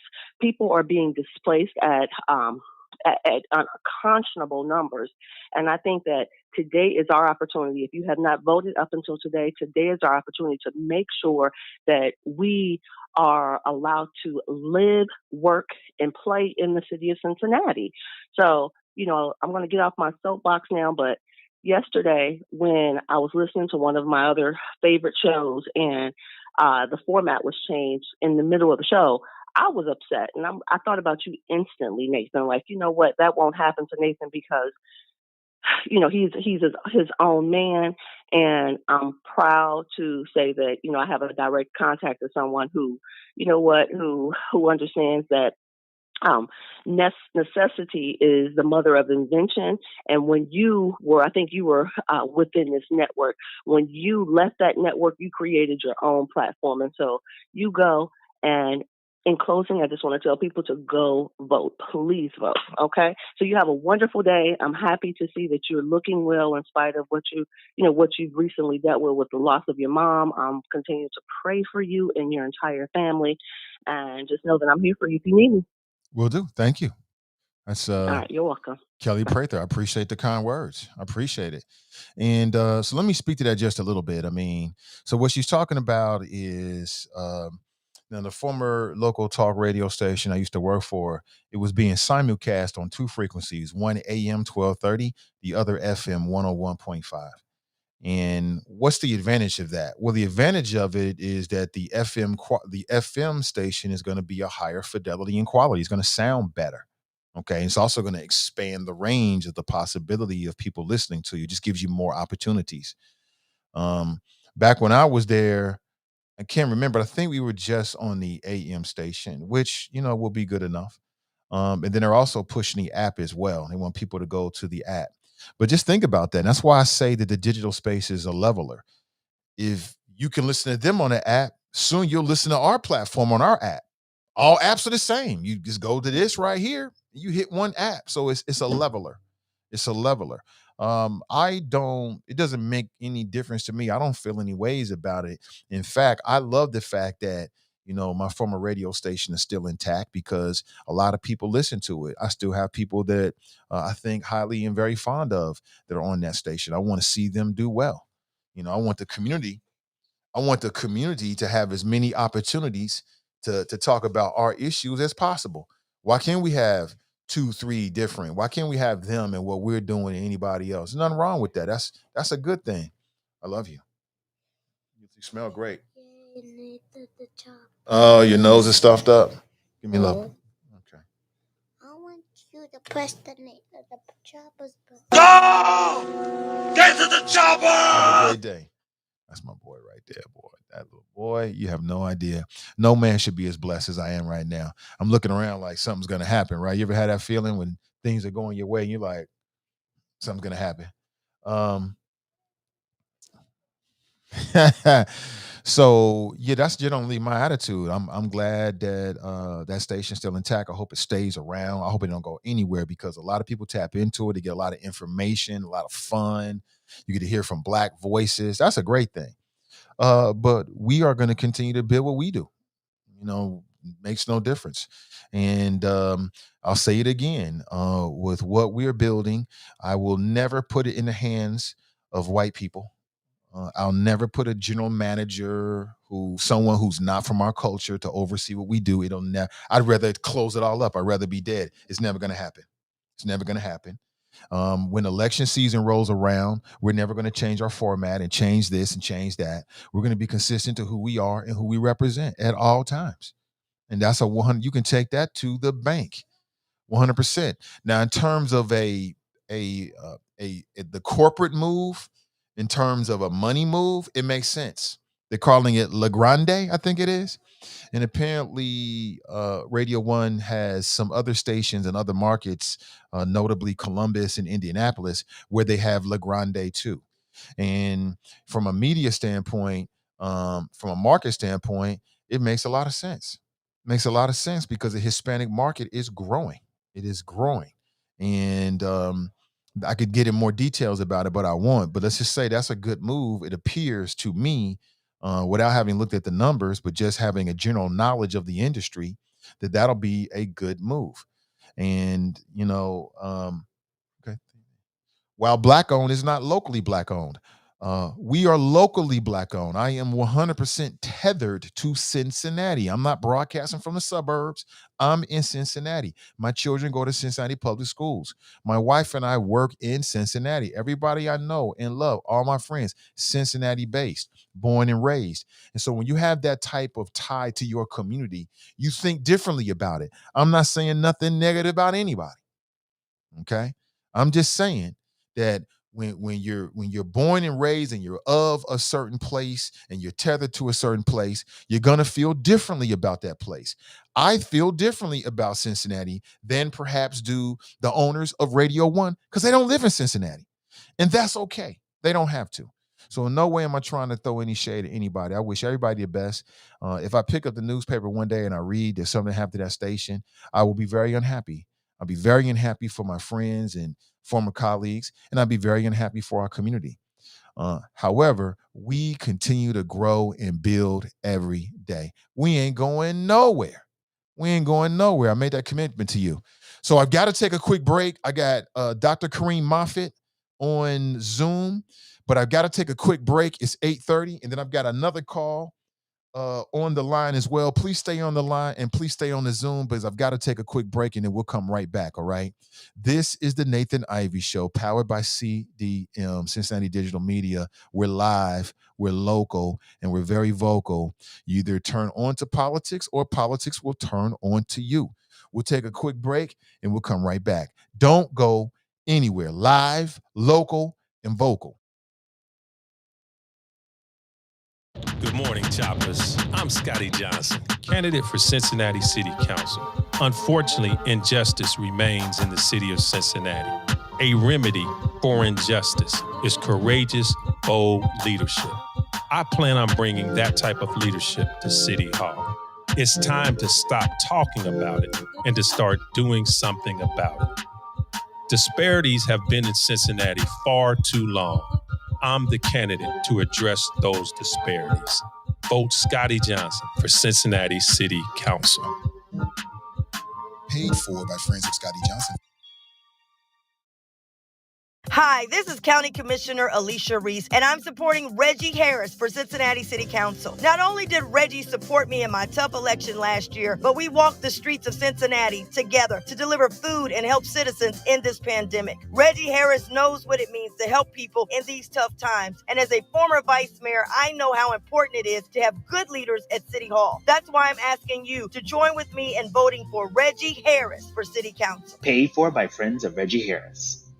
Former Mayor Dwight Tillery asking you to vote for my friend, Michelle Dillingham, who is a Democrat running for Cincinnati City Council. The black population in our city has declined, pushing black homeowners out while speculators purchase their houses for pennies on the dollar. Black people are being foreclosed on because of rigged housing and economic systems. Michelle Dillingham will fight for you. This is Victoria Strong.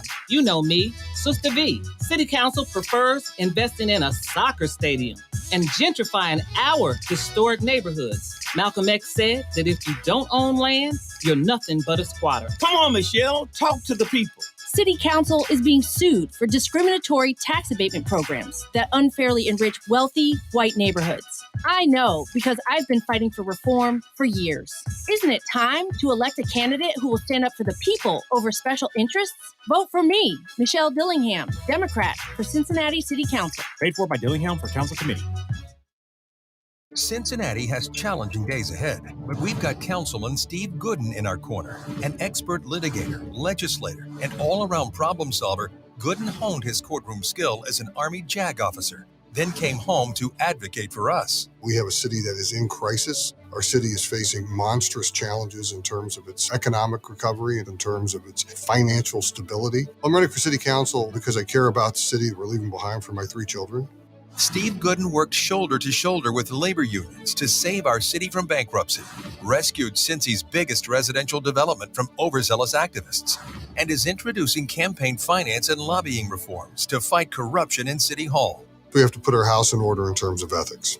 We've had 3 city council members who have been arrested and charged with felonies in federal court in the last year alone. There is systemic corruption that has to be rooted out and addressed, and I have a very detailed plan to do so. Steve Gooden always stands with us and always gets results. That's why we can trust Gooden to help Cincinnati small businesses cut red tape and create thousands of union jobs in our city. For the challenges ahead and the bright future beyond, choose the leader who always advocates for us. I'm Steve Gooden, and I'm asking for your vote.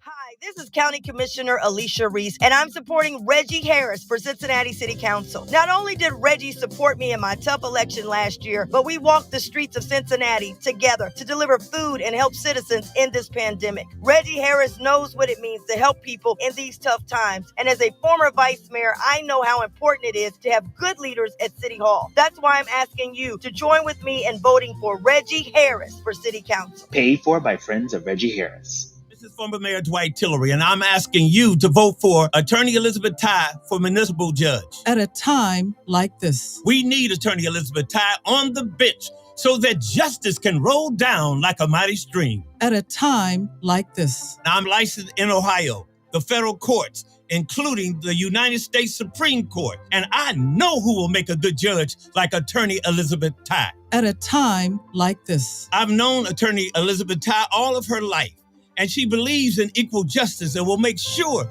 those in her courtroom will get a fair trial. at a time like this, Attorney Elizabeth Tye is a woman of great integrity, courage, and experience who has built a great law practice. She will be accountable to the people and not go along just to get along. at a time like this. I'm Attorney Elizabeth Tye, and I'm asking for your vote for Municipal Court Judge on November 2nd. Paid for by the committee to elect Democrat Elizabeth Tye for municipal judge.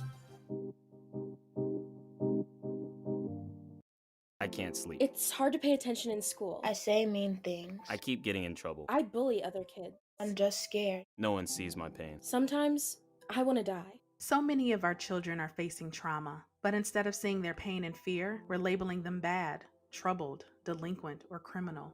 Let's look beyond their behaviors. Let's get them the help they need by helping them address the trauma they're facing. Help me feel safe. See me for more than my behaviors. Understand that my actions are how I communicate my fears. For more information, visit www.ohiostateofemergency.com. That's ohiostateofemergency.com.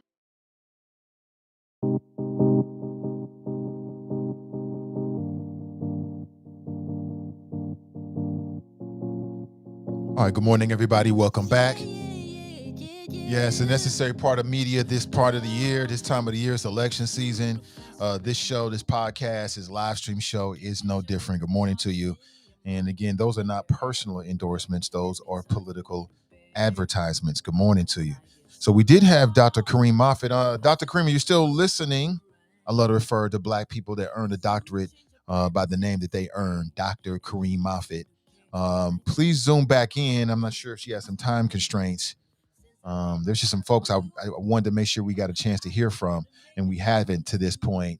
So I'm kind of waiting for her. We also got a call on the line. Give me 1 second here. And let's see if we can see if she's still out there. Hold on, I'm getting a message here. Okay, I think she just reconnected. Yeah, I think so. I can see her backstage. Don't see your video, Dr. Kareem. There it is. I think she's in the car. Hold on. See me? I can see you now. Hey, there you are. Hey. Hey, good morning to you. Good morning. Good morning. Good morning. Dr. Kareem Moffitt, everybody. Hey. How are you? I'm blessed today. I'm cold. I just left my polling station in Avondale. And so I'm headed to another one, but I'm good. I'm blessed. Okay. Well, in the time that we have, let's talk about the campaign. What's this experience been like? It's been, I'm going to tell you honestly, I ran in 2017. And in 2017, I didn't know what I was doing. I just jumped in a race thinking that I could make a difference. And from 2017 to now, I have grown so much as a person and as a candidate. I'm more informed. I definitely know a little bit more about what the community is asking for and what they need and what our kids need. I'm all about our babies, and so it's been eye-opening to say the least, but good. So you're running for Cincinnati School Board. For people who are hearing you for the first time, and people are going to be voting today, the vast majority of people are going to vote today. Why should they vote for you? And what are some of the pillars of your campaign? Well, I think the major reason to vote for me is because I'm a mom of 3 Withrow graduates. My youngest graduated in 2019. I am not a graduate of CPS, But once a tiger, always a tiger. I'm a friend of the tigers, is what they tell me. So I'm a mom first. Secondly, and I've been a mom that has not been heard. So as engaged as I am in the community, as much as I'm in the streets and in the community, I have not been listened to. I have not been heard. So I know what that feels like. Secondly, I'm an educator. I have taught in CPS schools, and I currently teach math at CPS. I'm at Cincinnati State. So I know what some of our challenges are. I know what it's like to teach online. I currently teach online. Teachers want a safe environment. They don't want to have to be stressed. They have kids. Some of them have kids of their own, and they want to be able to come to work and be safe, just like anybody else. Parents want to be heard. Students need to be heard as well. So I think our engagement needs to increase. We need to engage differently. I don't expect everybody to come to the school board meetings. We need to be out in the community with the community. We need to be at community council meetings. We need to be at the school events. We need to be accessible so that people know that the school board is connected. Don't always expect them to come to a meeting. I think equitable education is something that we need to do and work more towards, and I'd love to use my skills to help them with that. Equity does not mean one thing for 36,000 kids. What I would have loved to have seen during the pandemic is that we had different things for our magnet schools than we have for our neighborhood schools. Our neighborhood schools need so much. So why are they getting the exact same things? Our elementary schools need something different than our high schools. And so it's not equity to do one thing for 36,000 kids. And that's what I'm running on as well. And I also believe in innovative and creative curriculum. What I mean by that is our babies need to graduate with some credentials. And so I'm big on vocational training. I'm big on that. I want our kids to be able to work towards something in high school that allows them to graduate with a high school diploma and some credentials so that they can come out here and get these jobs. And that means that we need to do some things different on our board so that that can happen. So those are really the big reasons, because I'm all about the kids. I'm all about families. I'm all about teachers and safe schools and community. That's what I'm about. Well, Dr. Kareem, I'm not going to hold you too long. Crystal is saying something. She's like saying, please pull over. I do not want you to have any kind of automobile accidents while you're on the air with me. So I really appreciate the time you made for us. But I'm just curious, though, what's your day like as a candidate? What's the next 8, 9, 10 hours like for you? Oh, man, I want to hit the streets. I want to listen to as many people as I can. You know, really and truly, this is not the day to get votes. This is the day to really listen and be visible and tell people, thank you for voting for me.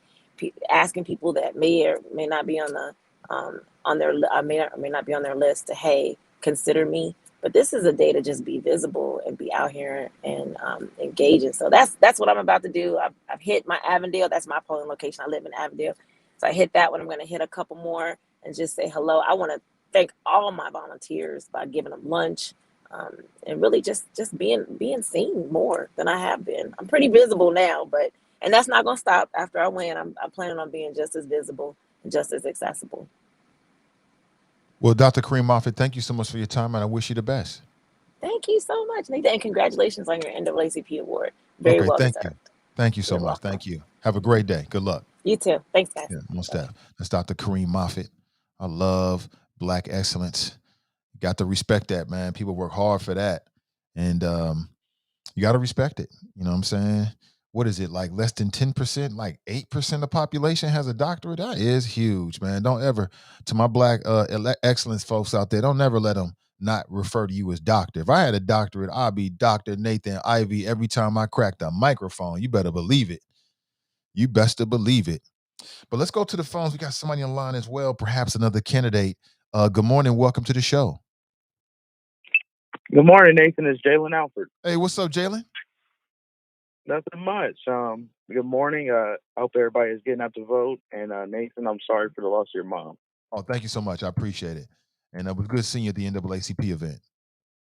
Yes, sir. Good to see you as well. Well, you are a candidate for Cincinnati City Council, Jaylen. I'm glad you got a chance to chime in this morning. Got about 5 minutes for you. But for people who don't know who you are and maybe they're hearing your voice for the same time, why should they vote for you? Yes, sir. Well, everybody, I'm Jaylen Alford. I'm the youngest candidate to run. While I may be young, I don't believe that my youth is a reason to discount me. For the past 8 years, I've led the NAACP locally, state, and regionally.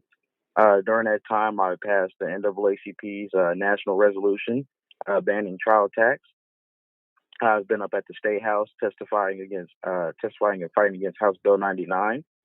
So really, this is just an opportunity for me to serve my community that has given me so much already at a higher level to address some of the problems that we already are facing right now, such as affordable housing, food deserts, and education, which are all plans that I already have plans to address.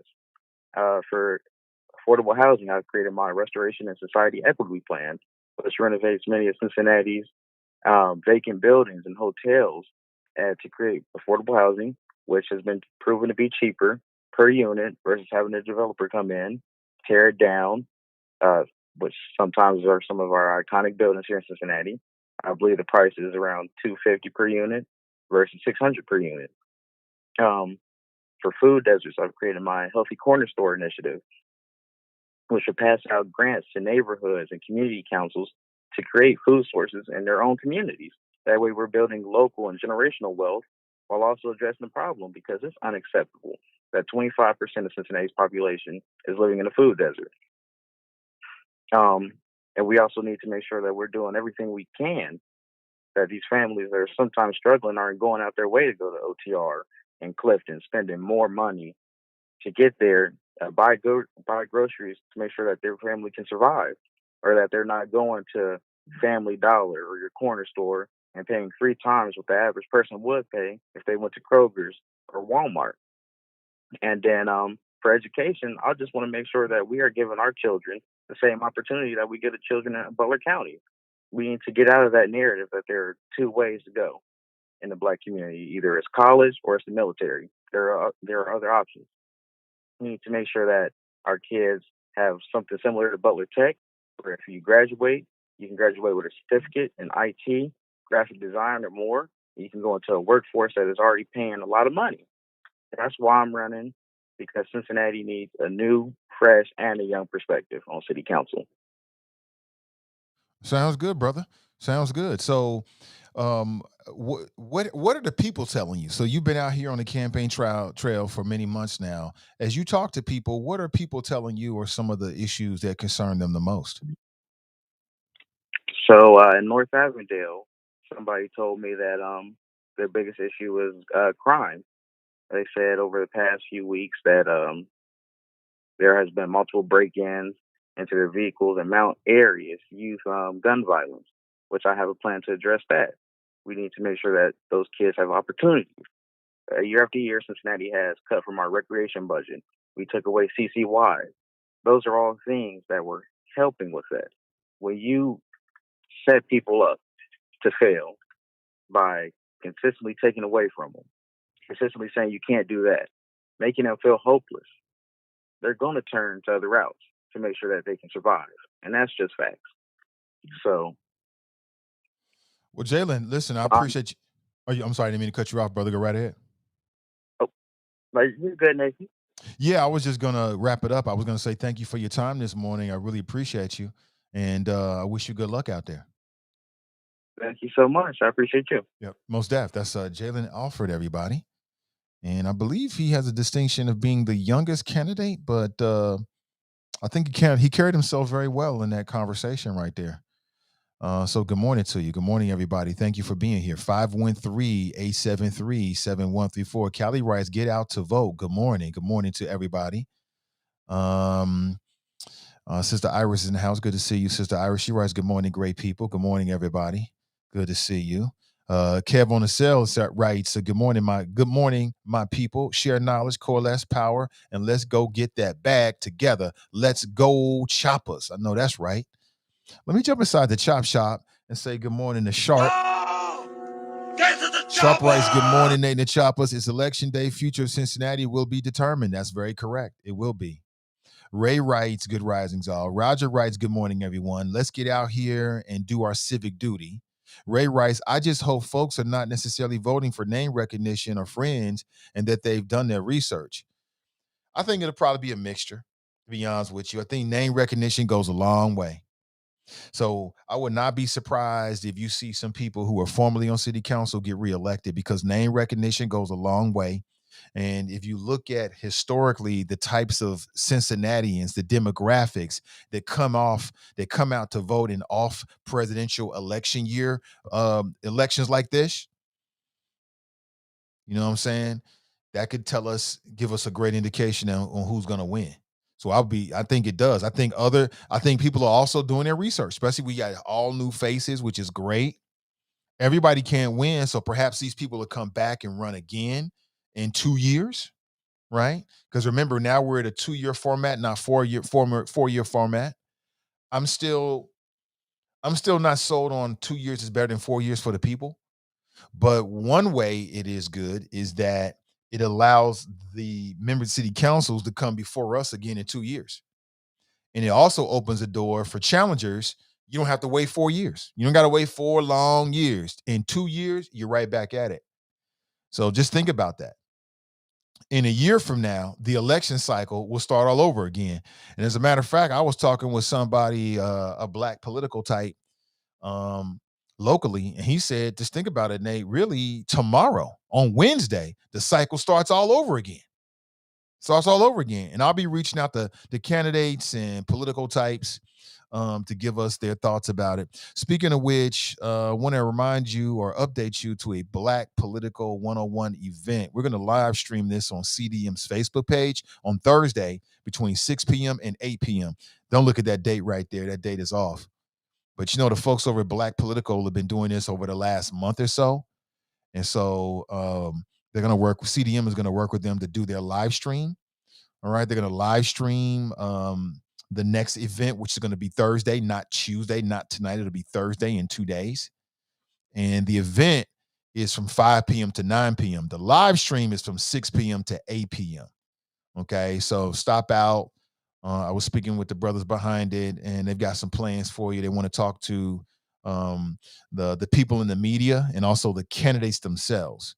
So hopefully they'll get a good turnout. And if not, you can sit home and watch at home from CDM's Facebook page. Okay. And just check it out. But what do you think? That's what really matters most to me. Those are the people from Europe, Asia, and Africa out there in Butler County. Is that right? Greg writes, yeah, what about vocational skills for people who have good skills as alternatives to college or the military? We're still going to need mechanics and plumbers, electricians, etc. As robots take over more society, we will need more mechanics. I detect no lies. Vanessa Enoch's in the house. Hey, good morning, Vanessa. She writes, morning, choppers. I'm in the house this morning. Hey, good to see you. Glad you're here. Glad to see you. Tracy Dillingham writes, wishing Michelle Dillingham the best. I think it's her time. # go cuz. We shall see. It's going to be quite interesting. It's going to be really interesting. And it's also going to be interesting on some level, the power of the Democrat nomination. That's going to be at stake as well, because you had at least 2 Democrats that were caught up in a very high-profile corruption scandal. And you've got so many candidates. The Democrats endorsed 9. So the vast majority of the candidates are not Democrats. It'll be interesting to see how many of the endorsed Democrat candidates actually win. It'll be interesting to watch that municipal District 2 court race. That'll be interesting. It'll be interesting to see if the endorsed Democrat wins in that race. It'll be very interesting. So there's a lot to look at. From a local politics position, it'll be a lot to look at. It'll be interesting to watch David Mann and Aftab Pureval. That's very interesting. What direction does the city want to go in? Do you want to go backwards, or do you want to try to go forward? Do you want to go with something that's old and old and trusted? And by old, I don't mean necessarily bad, because, what's familiar, should I say? Take the word old out, because that might be the wrong word to use in this context. Do you want to go with the status quo and familiar? Or do you want to go with something new? Something that might not be as familiar, but something new. People have to make that decision for themselves. We shall see. I'm very interested. I'm going to sit back and watch the returns. And I just plan on just making my rounds, kind of showing up, saying what's up. And then when the returns come in, I want to go to all the winter parties, because that's where the energy is. That's where the drinks are flowing. I won't be drinking, but that's where the drinks are flowing. People are smiling. You see the teeth. right? Everybody's happy. People start making deals. You know, you get to see the alliances. The alliances, you can see it right there. People are, in good spirits. And I love that energy. I'm looking forward to it. Victor writes, please go vote today. This is a man emotional time for me, as I had aspirations to be on the ballot for city council. However, I will be back next election. Okay, is that right, Victor? Okay, well, wish you the best next time, brother. TNT writes, people are tuned out and in their own echo chamber of information. This is why we, with knowledge, must pass it on. Don't keep what you know to yourself. You are informed. You are empowered. Share the knowledge. Speaking of which, depending on when you plan to vote tonight, it's not too late to tap into those NAACP virtual forums. It's not too late. You still get, let's say you plan on doing it when you get out of work. Well, on your lunch break, you can get on Facebook, go to their Facebook page, Cincinnati NAACP, go to the video section, and just look at whatever elections or races that you find interesting and get a little bit of insight on some of those questions. Not too late. It's not too late. Bunky Bionic writes, Hamilton County needs a Hamilton Tech ASAP. They have 2 huge Butler Tech schools that are full of white and Latino kids graduating with tangibles. Our kids have the baby and Lil Baby. You funny for that, the baby, little baby. They got more than the baby and little baby. I hope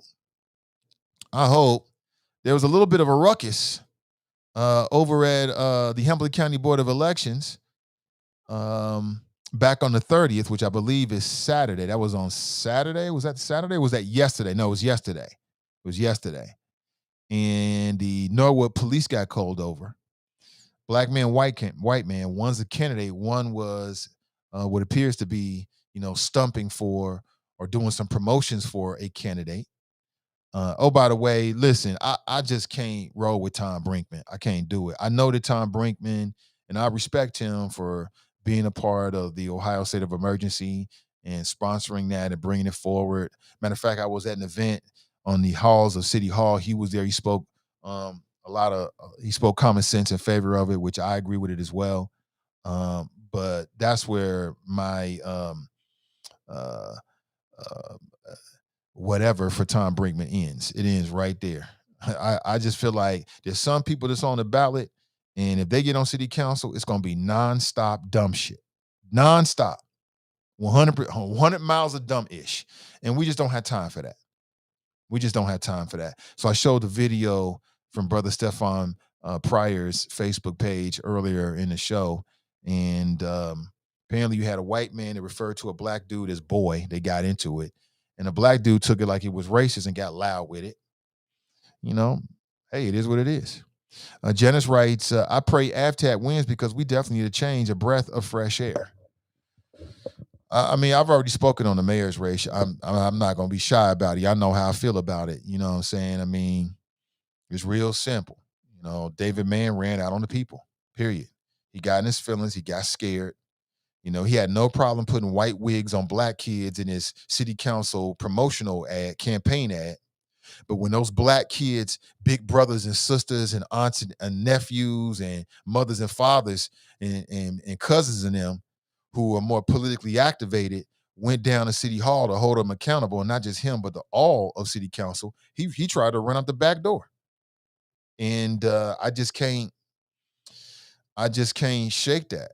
And I'm surprised, maybe I missed it, but I'm surprised that the Aftab Pureval campaign didn't run a negative ad campaign talking about that, like with an image of him walking out the door. What do I know? I thought that might have been effective in some circles, but maybe they feel like they don't have to do it. I also talked about a few days ago that negative flyer they put out where they were linking Aftab Pureval to extreme activists. And I'm like, who's an extreme activist? What extreme activist? You mean people that are concerned about police brutality? That means you're an extreme activist? It's a dog whistle. So the Man campaign, when they get desperate, are not above dog whistling. And there are some racial undertones there. You know what I'm saying? You're putting white wigs on black kids in your city council campaign ads, and then you're dog whistling against Aftab Pureval. I don't like the way it's, and you ran out on the people. 1 + 1 + 1 equals use a loser, and we can do a whole lot better. That's just my personal viewpoint. Take it for whatever it is. We can do a whole lot better. And then on top of that, again, every time I heard, I'm sure David Mann is a nice guy. Matter of fact, I ran into him, said hello to him at the NAACP event, I believe. Great. I'm sure on a personal level, he's a great guy. But if what I remember in the Cincinnati.com, WVXU, Xavier debate, what I remember in the NAACP forum, which I did not moderate, but I helped to produce the virtual part of it. What I remember was a whole lot of finger pointing toward AFTAB Pureval, which if it's justified, it's justified. But when it's not, it becomes a bad look on you. But what I remember is a whole lot of, we already got this. We're already doing this. Everything's already got this. We already did this last year. Well, if what you're offering is what we already have, why should I vote for you? So it's like 1 + 1 + 1 + 1 equals use a loser. We can do a whole lot better. Thanks for running, sir. But thanks, but no thanks. That's just me. You'll have to make your own decision. Me, I might still have this. I know the good folks of the NAACP were talking about this. I think I deleted it from my system here. But it was a screenshot of the flyer that they sent out. And it's just some damn lies in there. I've never heard Avatar Pureval say that he was gonna defund the police. I ain't never heard that. In fact, I've heard him say the exact opposite. But see, this dog whistling, trying to take advantage of people's ignorance, trying to play people. I don't like it. I don't like it. Keep it 100. Tell me what you're gonna do. Tell me what your plan is. Compare the plans. But I guess, when negative ad campaigns work, that's why people do them. When you're looking at the poll numbers and you see yourself losing, you got to do something. I get it. It's all politics. It ain't personal. None of this is personal. None of this is personal. This is 100% business, the business of the people. Then I just can't get down like that, me personally. You do what you want to do. Oh, for sure, sis. Thank me for what exactly? Asking those questions? Okay. You do what you want to do. This ain't personal. This is just me reacting to some dumb ish, extreme activist. And then when you got a Democrat that's using the same dog whistling tactics as Republicans, it makes me wonder, like, who is this dude? Who is this dude? You sound like Bruce Hoffbauer. You sound like these Republicans, these straight up Republicans dudes. You just sent it to me again. You sound like these straight up Republican dudes. That okay, thank you. You sound like these straight up Republican dudes that that's trying to pull a wool over the people's eyes. I'm not here for it. If it don't make sense, if it's some damn lies and propaganda, I gotta break it down for you. I can't let us go out like that. So here it is, right here. There it is. Look at this. Look at this trash. What is he talking about? 2020, deadliest year on record for Cincinnati. Yet Avtab Pureval continues to bend to the will of extreme activists. There's two parts about that, ladies and gentlemen, that makes my blood boil. Number one, the pain of gun violence should be taken more seriously than to just be fodder on a negative campaign ad. There are real lies. People are really losing people they care about. That ain't no joke. That's not a game. That's the same problem I had with Bessie Sunderman. They want to talk about the shootings in the context of trying to make them look better, but not trying to really address the pain and suffering. And in many cases, this is Black pain and suffering. We've way more valuable than that. Yet Avtab Pureval continues to bend to the will of extreme activists. When did he bend to the where? Send me a link. When did this happen? I just don't remember this. Of extreme activists who call for the defunding of our police department. Dog whistling. Dog whistling. I've never heard that. I've never heard that. I'd like to know what exactly you're talking about. And so I just remember the previous election cycle, speaking with some of these Republican candidates, and I guess they said this is a good tactic. And they were criticizing Democrat candidates because they went to forums and listened to activists and protesters. So let me get this straight. You are running for public office. Last year was the summer, a national summer of social unrest across the country and really across the world. People are in the streets raising their voices and they're concerned about what they saw with Breonna Taylor and George Floyd.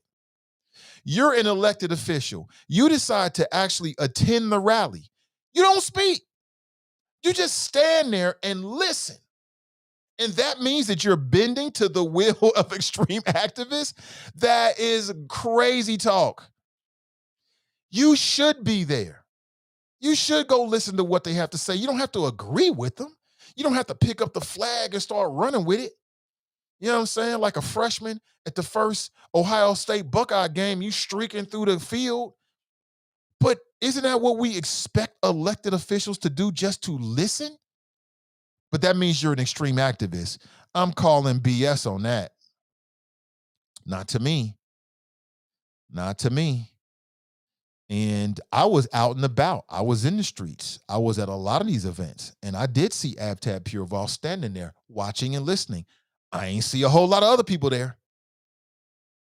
I seen a whole bunch of candidates out there, but I seen a whole bunch of other folks that was not there. They couldn't even make the time to go stand and listen. You can't listen.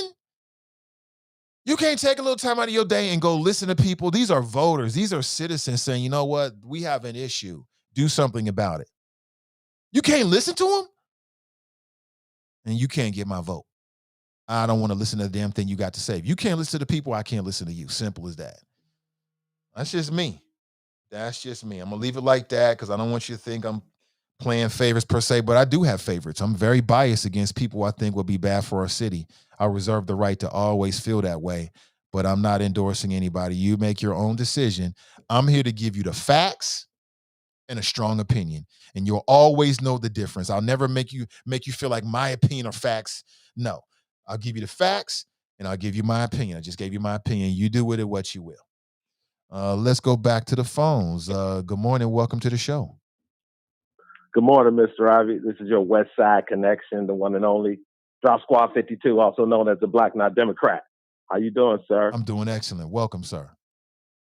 Well, thank you for having me. I just heard you speak on this flyer that you have on your screen right now. Yeah. Cincinnati cannot afford to defund the police.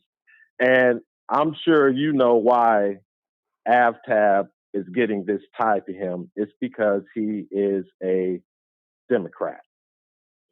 Now, do you also know that on the ballot in Minneapolis today, Mr. Ivey, is an initiative to, guess what? Eliminate the police department and replace it with some other, what do they call it? Reimagination of policing in Minneapolis. Were you aware of that, sir? I was not aware of it. No. Oh, okay. Well, right now within the Democrat Party, Mr. Ivey, there's a battle between the young progressive wing and the old establishment wing. And I'm going to give you a couple examples. In New York, in Buffalo, New York, there are two Democrats running, two Black Democrats. One, her name is Walton, and she is a Bernie Democrat socialist. And she's going up against a Black moderate Democrat, and everybody thinks she's going to win. Then in Virginia, you have a recycled Terry McAuliffe that's running for governor when the progressive wing wanted Lieutenant Governor Black Justin Fairfax.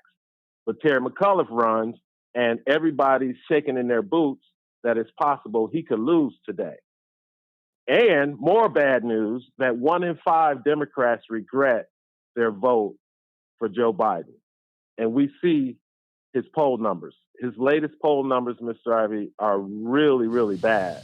But I'll talk about that on Friday. So, plus it's an off-year election.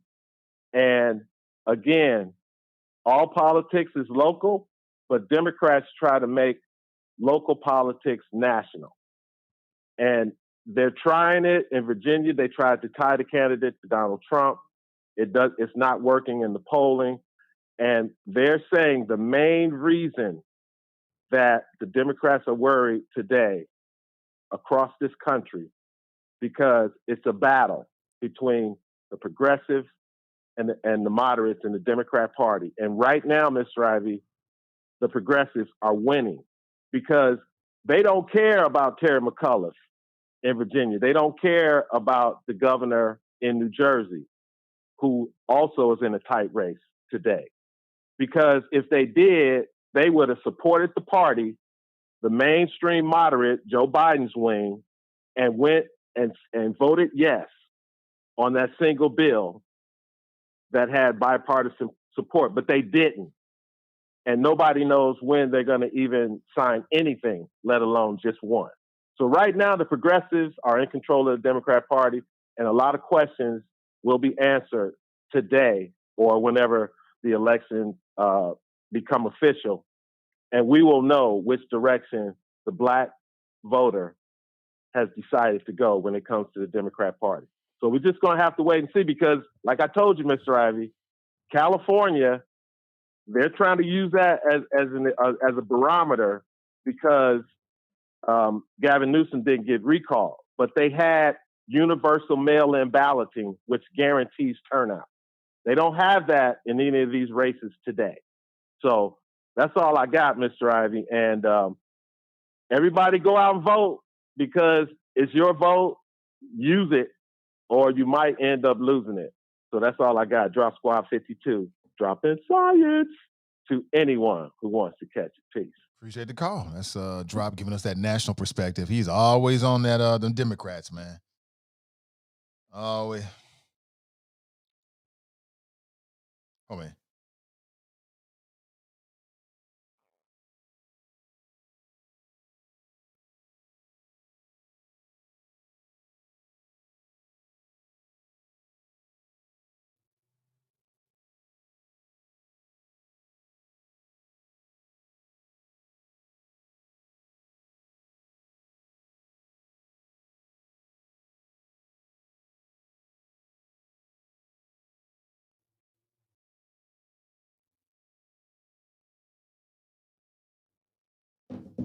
Yeah, appreciate that. Sorry, I had a very important text I had to respond to.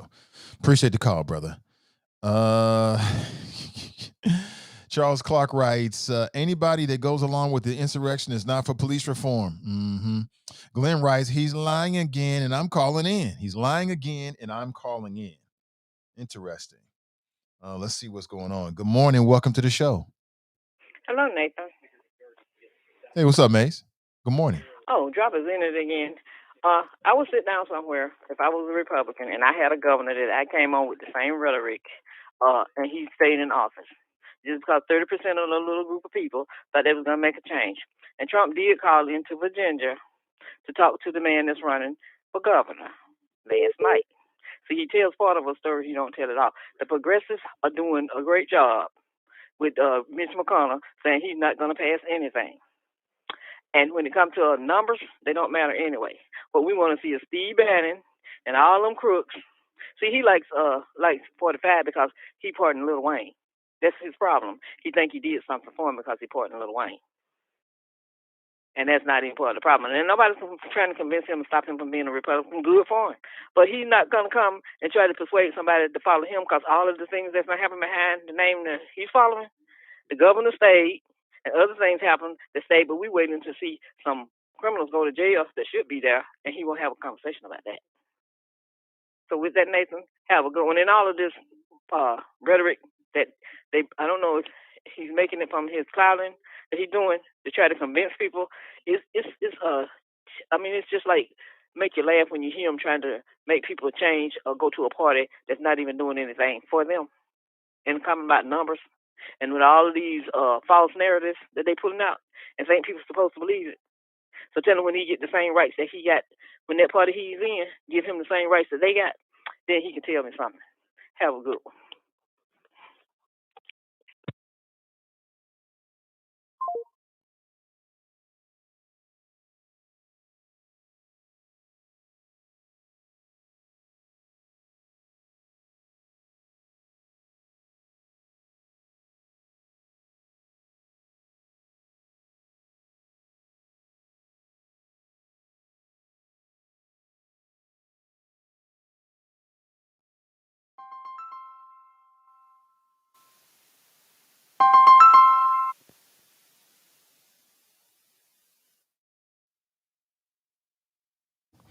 I think my mic was off there, so well, you couldn't even hear me. So let me say it again. So I appreciate the phone call from Maze. Appreciate her.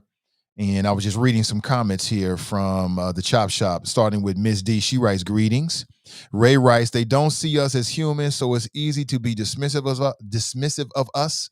Fox writes, rise and shine, young stars. Thank you, Kamar. Appreciate it. You know, I got to do it once a show. Ray writes, man is a cinema mansion Cranley. We all know the kind, or should, I'm just saying. Ray writes, their own code. Is the black community going to be monolithic today with a slated list of 5 to 6 candidates? Probably not.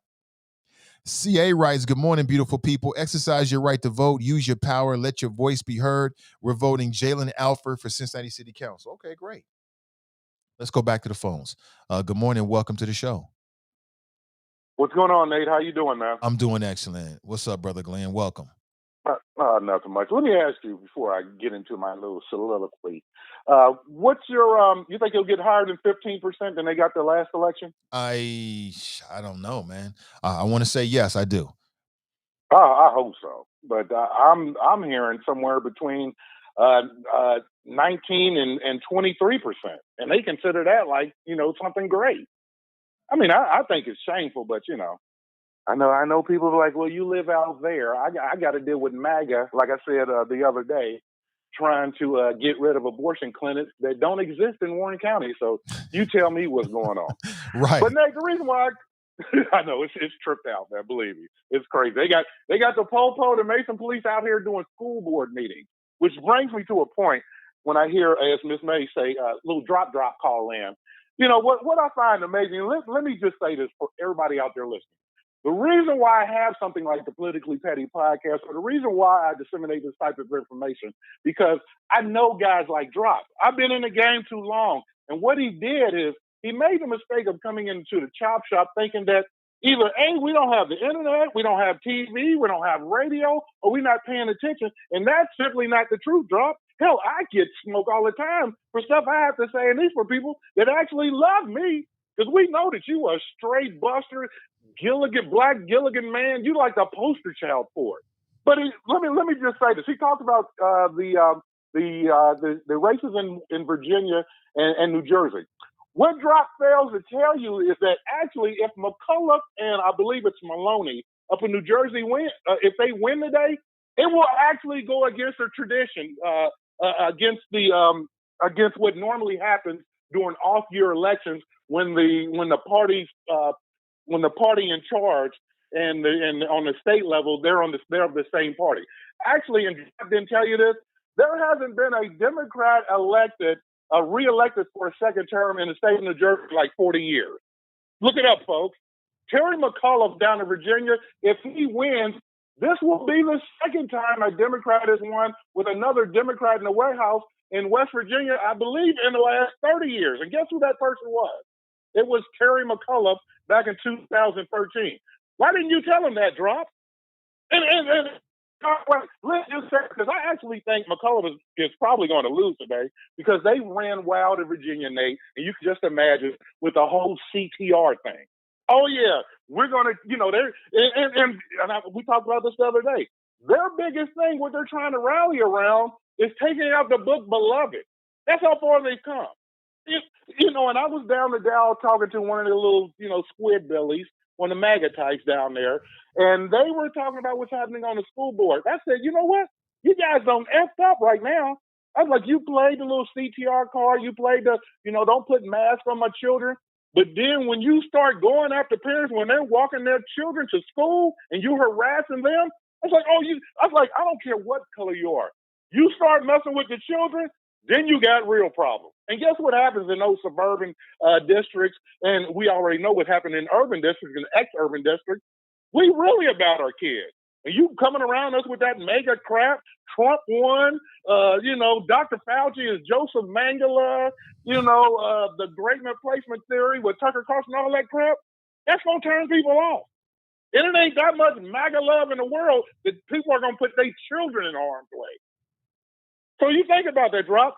Nate, let me get back to what you were talking about with David Mann. Didn't I mention that 3-4 months ago? What was his play? Didn't I mention that he was going to play I'm going to be the Joe Manchin I saw the commercials out there, and he said it emphatically down the dial when he was talking to, the great American redneck, talking about, tab for defunding the police. And he know good and damn well he never said that. And then what I find ironic is that what ABTAB was talking about more social workers or social services being more involved when it comes to arrests during people having mental episodes. Guess what the CPD does 3 weeks ago? They added more funds so they can fund these type of social services and that type of interaction between those and mental patients who have their episodes. It's ironic how that happened. I also say this about Tom Brinkman. One of the measures in issue 3 is the whole council members financially responsible for things that might happen in which they get in trouble with. Nate, isn't it funny that they're willing to get rid of qualified immunity for freaking city councilmen, but not for the police? You see how that work, Nate? Isn't that essentially the same damn thing? And again, if I'm wrong, somebody in the chop shop will point it out, but I believe that is one of the measures. Hello? I'm here, brother. Okay, I can't see you, so I don't know. Do you remember that, though? I do remember that, yeah. Yeah. So they taking away qualified immunity for city council. Ironically, when we have to completely flip over city council, but they won't do it when it comes to policemen. And, I don't know. Text messages don't hurt my feelings that freaking much, but shooting Sam DeBose in the head does. That insults my soul. Because, Nate, if you remember, hell, I remember when it was freaking constitutional crisis that they were texting with each other. Do they have to add 513 now if they do it again? Get the hell out of here. These people kill me. And, Nate, I got something to say. I'm going to wait till the election was over because I want this sister to win. My best friends from Silverton. I got a lot of friends from Kennedy Heights. Hell, I'm like an honorary KHP member coming from North Avondale. That's how much I spent out in that community. So I know everybody, and a lot of people know me. And when I saw her on your show yesterday or the other day, I was like, okay, I remember that sister. I know people that know her, and I wish her all the best. But I got something to say about old Caitlyn Jenner. And he trying to just throw everything into the wrench. And then at the end of it, we'll support so-and-so, but make sure you sign my petition because I'm running for county commissioner. Negro, please. So, again, I'm going to hold my fire till tomorrow. And, Nate, let me say this. You didn't send me the link, but I want to put this out publicly. I am sick and tired of Lil Drop Smollett X calling in with that BS. So, Drop, since you ran like a little Mitch, i.e. Mitch McConnell from Dunedin, I'm challenging you right now, Scott. Drop. And Nate, you can get your little restream finger game. I'll put me in the green room while he's giving his answer, and then I'll come back in so I can give my answer. Whatever you got. 2-man enter, 1-man leave. I'm talking Thunderdome chop shop type stuff. But let's go ahead and get this over with, Drop. So don't punk out now, just like you did with my sister. I'm calling you out man for man. I don't know. Maybe you did it because, you don't want to argue with a woman. Well, come out a man. I'm like your boy, Gundy out of Oklahoma State. I'm a man. I'm 40. Well, actually, I'm 54. So I'm calling you out, Drop. So what's up? Get your little alt-middle people together. Are they even an alt-middle anymore? I really like the artist formerly known as the alt-middle. What are they, like an emoji, a piece of dog shit now? I mean, really. And Drop, you had a chance of getting the alt-middle. Now, you remember back when your boy got framed by the garbage can lid and the bulletin board down at the courthouse and he went up to Sing Sing, the 5th floor? Fame kind of took over. He recruited Drop. I remember Sean was out there. He was getting into, line. He was about to get initiated.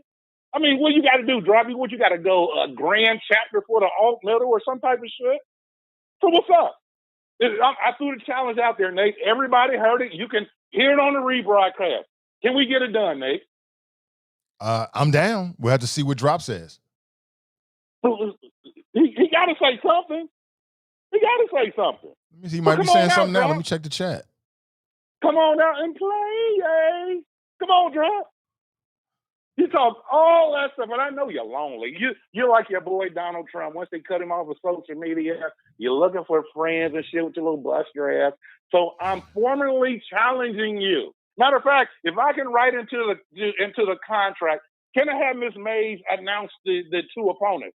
In the blue corner, Politically Petty Podcast with Glenn from Mason. And in the red corner, drop. Hey, Nate, I'm out. Petty peace. Appreciate the call, man. He is nuts this morning. I don't know. And, I'll send that link to you as soon as the show is over with. My bad on that, bro. Had a bunch of stuff going on. Yeah, issue 3 does have too much into it. It's a no for issue 3 on me. It's just an attempt, I think, to try to mess up city council, to try to control the mayor. Republicans, because the city is now going more and more blue, Republicans really feel like they have no shot at becoming mayor. So that's their way. Like, in general, people are in favor of recall. The idea of having a recall makes a lot of sense.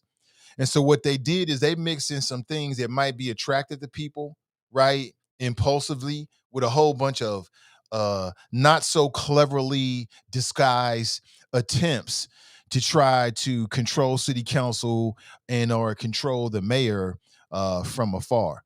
And this could be that they feel like Avtab Purefall is going to win, and they feel like he might not be a Cranley type, right? They feel like he may not be a Cranley type. And so let's have some way to control him, right? And as I read through issue 3, it's a no for me. I voted no on it yesterday. It's a no for me. Maybe we could have a conversation about some of these things as individual issues, but all together like that is a problem. It's a problem. It's an attempt by the Republicans to try to control things from afar, in my opinion. And why are we cutting city council candidates, city council salaries 2 years after or during a scandal? Doesn't make any damn sense. Makes no sense. So appreciate the calls. Got to slip into another break, my friends. I'll be right back. Live, local, and vocal. This is the Nathan Ivey Show, your morning destination for interesting conversation. Cincinnati has challenging days ahead, but we've got Councilman Steve Gooden in our corner. An expert litigator, legislator, and all-around problem solver, Gooden honed his courtroom skill as an Army JAG officer, then came home to advocate for us. We have a city that is in crisis. Our city is facing monstrous challenges in terms of its economic recovery and in terms of its financial stability. I'm running for city council because I care about the city that we're leaving behind for my 3 children. Steve Gooden worked shoulder to shoulder with labor unions to save our city from bankruptcy, rescued Cincy's biggest residential development from overzealous activists, and is introducing campaign finance and lobbying reforms to fight corruption in City Hall. We have to put our house in order in terms of ethics. We've had 3 city council members who have been arrested and charged with felonies in federal court in the last year alone. There is systemic corruption that has to be rooted out and addressed, and I have a very detailed plan to do so. Steve Gooden always stands with us and always gets results. That's why we can trust Gooden to help Cincinnati small businesses cut red tape and create thousands of union jobs in our city. For the challenges ahead and the bright future beyond, choose the leader who always advocates for us. I'm Steve Gooden, and I'm asking for your vote. Good morning, Choppers. I'm Scotty Johnson, candidate for Cincinnati City Council. Unfortunately, injustice remains in the city of Cincinnati. A remedy for injustice is courageous, bold leadership. I plan on bringing that type of leadership to City Hall. It's time to stop talking about it and to start doing something about it. Disparities have been in Cincinnati far too long. I'm the candidate to address those disparities. Vote Scotty Johnson for Cincinnati City Council. Paid for by friends of Scotty Johnson.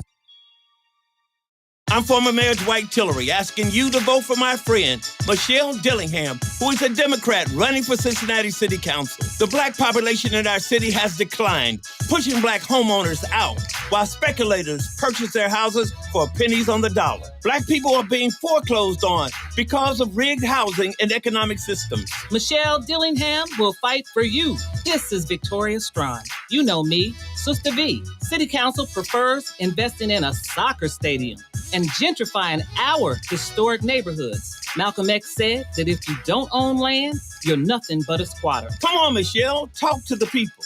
City Council is being sued for discriminatory tax abatement programs that unfairly enrich wealthy white neighborhoods. I know because I've been fighting for reform for years. Isn't it time to elect a candidate who will stand up for the people over special interests? Vote for me, Michelle Dillingham, Democrat for Cincinnati City Council. Paid for by Dillingham for Council Committee. This is former Mayor Dwight Tillery, and I'm asking you to vote for Attorney Elizabeth Tye for municipal judge. At a time like this, we need Attorney Elizabeth Tye on the bench so that justice can roll down like a mighty stream. At a time like this, I'm licensed in Ohio, the federal courts, including the United States Supreme Court, and I know who will make a good judge like Attorney Elizabeth Tye. At a time like this, I've known Attorney Elizabeth Tye all of her life, and she believes in equal justice and will make sure those in her courtroom will get a fair trial. At a time like this, Attorney Elizabeth Tye is a woman of great integrity, courage, and experience who has built a great law practice. She will be accountable to the people and not go along just to get along. At a time like this. I'm Attorney Elizabeth Tye, and I'm asking for your vote for municipal court judge on November 2nd. Paid for by the Committee to Elect Democrat Elizabeth Tye for municipal judge. All right, good morning, everybody. Welcome back. It's election day. I don't know, man. It's like we've been talking about this since last year. Like when we realized the lay of the land and realized, I mean, just think about how things can change so quickly. I mean, just go back to a year and a half. Go back to a year and a half. And a year and a half ago, you know, it was many people, this was before a lot of the scandals that really hit all the various members of city council. So going back a year and a half ago, maybe a little bit more than that, you know, we probably had every thought that Jeff Pastor was going to run for re-election. And as an incumbent, he had the incumbent advantage, right? Every advantage that you can get from an incumbent. Going back a year and a half, maybe a little bit more than that, P.G. Sittenfield, who at that point was a city council person, but it was a not so well kept secret that he was planning a run for mayor. And a lot of people believe that he'll be the front runner against probably even any opponent, right? And just think about how drastically things have changed in that year and a half, almost going back 2 years. Think about that. That opened the door for Avtab Pureval to run. That opened the door for David Mann to run, right? How would things be differently if these scandals didn't happen? I mean, just think about that, man. I mean, it's just remarkable how things can change in an instant, and you can never take anything for granted. You can never take anything for granted because things can change very, very quickly. And just think about how that changed the makeup of city council, because there were some people who appeared and were poised and had put out to the public they were going to be running for city council. And after what happened with P.G. Sittenfield, they seemed to not run. In some cases, they kind of stepped to the back or they decided to step away from the campaigns. Just think about how things could have been differently, right? I mean, even going back 4 years ago, just think about how things could have been different if Michelle Dillingham had won the 9th place position over Jeff Pastor. Like, you could make a strong argument that the FC Cincinnati Stadium deal never would have went through without Jeff Pastor's vote. And I talked with Michelle Dillingham, and she said that she was against it under almost every circumstance. Now, you know, there's always a deal to be made, right? There's always a deal to be made, but that's what she said. She would have been a much tougher sell on the deal than Jeff Pastor was. How would that have changed the conversation? How would that have changed Westwood? I'm not Westwood, I'm sorry. What am I talking about? The West End, not Westwood. Think about how that would have changed the landscape of Westwood. I mean, so these votes matter. All of this matters. All of this matters very, very much so. And it's quite interesting. I mean, Michelle Dillingham lost by less than 240 votes. My math is off. Please set me straight. That was the margin of difference between the 10th and 9th place position. And that changed the West End. So your every single vote matters. It matters when you tell your cousins and your family members and your mother and your father and your fiance and his family and the people you went to school with. All of that matters, right? Every vote, very, very. Think about the school board. Think about the conversations we had back in January and February. Think about how outraged we were about some of the decisions that were made. Think about the whole thing with Melanie Bates. Think about all of that. Think about all of that. Because you got a chance to remake Cincinnati. Really seriously think about the job that the current mayor has done. Not to talk about him personally, but talk about the job, the efficacy. Has he moved the needle in our community, right? Speaking of John Cranley, could we do better? And if so, who could do better? All of that's at stake. We talking about all new everything, new mayor, new majority council. As a matter of fact, there's only one person who's running for re-election that has been previously elected to city council. And I'm talking about Greg Landsman. And ironically enough, we got Greg Landsman, I believe, on the line. Good morning. Welcome to the show. Good morning, Nathan. How are you? I'm doing great. Good. Thanks for doing this. Thanks for getting people out to vote. It's a big deal. Absolutely. Big deal. Absolutely. Yeah. So Greg, how you feeling today? I like election day, and I like voting in person. Some people vote early. That's great. I like that we had that up. But I like going to my polling place and seeing neighbors and voting with my kids and my wife. So I just got to do that, which I love. And now I'm going to go to Price Hill to sit and work a poll and talk to voters. And it's just a fun day in Cincinnati, You're in a very unique position because, as I just said, you're the only person running right now who was previously elected. So how has this campaign been different than your first? Well, my first one was in 2013, and I lost that race. But and so I know a lot more people. I know the issues much better.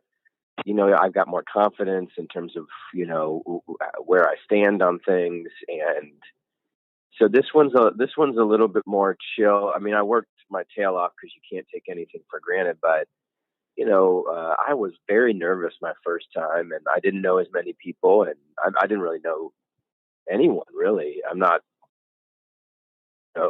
I was starting from scratch, and so this is for those first time candidates, it's hard, and hopefully if they don't make it this year, though a lot of first time candidates will because there's so much turnover. I hope that if they liked it, if they really enjoyed it, they believe in themselves and they believe in what they can do for the city, I hope they turn around and run again. Likely, it's likely that they'll win. So, if they believe in it, which is what I did. I turned around and after the preschool promise and issue 44, which thank God passed, turned around and won in 2017. If reelected, you'll be like the big brother on council because you'll have more experience than anyone, right?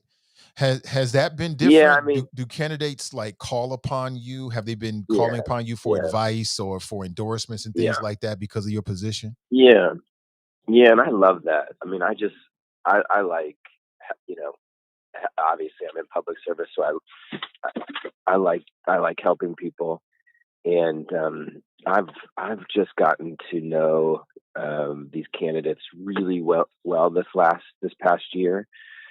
And so I'm excited about a new council and a new mayor and getting to really create a brand new culture. For decades, the culture at City Hall has not been great. A lot of fighting. And when people fight, it just undermines our ability to get things done. And, people suffer as a result. If we're not getting results for them, that has a huge impact on their lives and whether or not things are going to get better. And so with a new council, new mayor, we get to start over and establish brand new norms in which we're going to interact with each other. No Twitter fights. My hope is that there's no Twitter fights, no going on social media and dragging, colleagues that we debate and we push and we prod and we disagree, but it doesn't devolve into the kinds of fights that have really undermined City Hall for not just years, but decades. So my hope is that we elect a bunch of people who are going to work together. Mm-hmm. And, no matter what happens tonight, that's what I'm going to dig in and focus on tomorrow is reaching out to everybody and just saying, let's make this fantastic. Let's make this about a city hall where people are like, oh my God, they are working together. They're getting things done. It is awesome, and that means that we're not going to be in the news all the time, which is great, Right. because things are just getting done and people are being good to each other. Right. Speaking of in the news, and in no way am I bringing this up to drag up any negativity or anything, but I'm just curious. You were connected with the whole TechScape thing, which I said before, and I feel the same way. I thought was way overblown and politically motivated. But do people bring that up to you since you've been? Not I mean, today's the anymore. last day, but does that come up? Has that come up during the campaign trail? No, and it never really did once you leave the sort of bubble of City Hall and social media. Maybe, a couple of times when I was getting signatures, to be completely honest, I know there was one, maybe two people who brought it up. So, but when you knock on doors, people are talking about the things that matter most to them, right? They're just not talking about those kinds of things. And crime is something people are worried about. The pedestrian safety and those kinds of things. It's not, and if people bring it up, it's typically in that regard, which is, hey, that thing was very politically motivated. Appreciated that you apologize. People do appreciate that, it was a mistake. I shouldn't have responded to that text thread, whatever it was. But I think they know that it was very unintentional. And ultimately overblown for political reasons, but it was still a mistake. And I try to teach them, it's a big deal in my house. Like, you take responsibility for your mistakes, and so however big or small they are, own them. So. Well, Greg, I wish you nothing but good luck today, and perhaps we'll talk later this week. Congratulations again. I'm sure you've gotten this a lot yesterday and today, but it was for those of us who know you and know what kind of human being you are, it was pretty great to see you get recognized Saturday night. So I think the world of you, and congratulations, man. That was great. Thank you so much. I appreciate you. Take it easy. All right, man. That's Greg Landsman right there, candidate for Cincinnati City Council. He's, again, the only one who can claim, or can say, not claim, but can say that he has already won a city council election. So some would say that he's in a prime position. So we'll have to see. 513-873-7134. We'll see how it all shakes out, folks, and then we'll talk about it, later. We'll talk about tomorrow. We'll talk about tomorrow. We'll break it all down tomorrow, and we'll look at the poll numbers, and hopefully all of the results will be in, and we'll know who's won and who did not. And I think the way I would say it to anyone, and just kind of the way I look at life in general, like, no matter what the results will be, if you ran your hardest and did your best,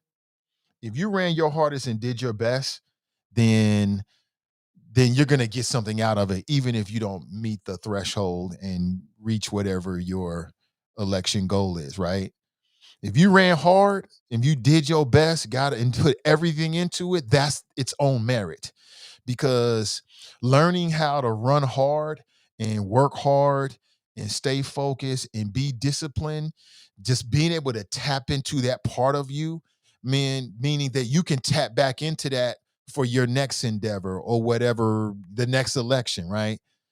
If it were me, the only regrets I would ever have if I ran for elective office and didn't win is if I felt like there was something I didn't do. I should have went out that Saturday. I should have went to that meeting, right? But if I did everything and I just came up short, then, I'd rethink maybe it was whatever else it might have been. But I would rest easy on the fact that I did everything I could do. And I'm sure the good men and women who are running, not everybody's going to be able to get a chance to win. The vast majority of people are not going to be on city council. I'm sure they'll probably feel the same way. Let's go back to the phones. Good morning. Welcome to the show. Good morning, Nate. What up? Kev on the sale. Great day in the Natty, man. It's a day to do your civic duty, to get some accomplishments going on. By the way, I got to pivot. I know this is election day. Did you see the Colin K black and white thing? Yeah, the wife and I are watching it. We're probably like 2 or 3 episodes into it.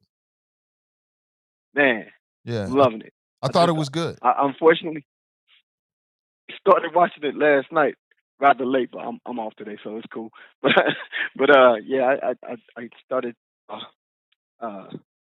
do the back-to-back things until Netflix said, "Are you still watching?" I was like, "Nah, it's time to go to bed." What did you think about, real quick, Kev, since you brought it up, I thought it was really interesting, like the microaggressions that he was dealing with growing up. But also, Yeah. what did you think about the way it portrayed his white those are his step parents?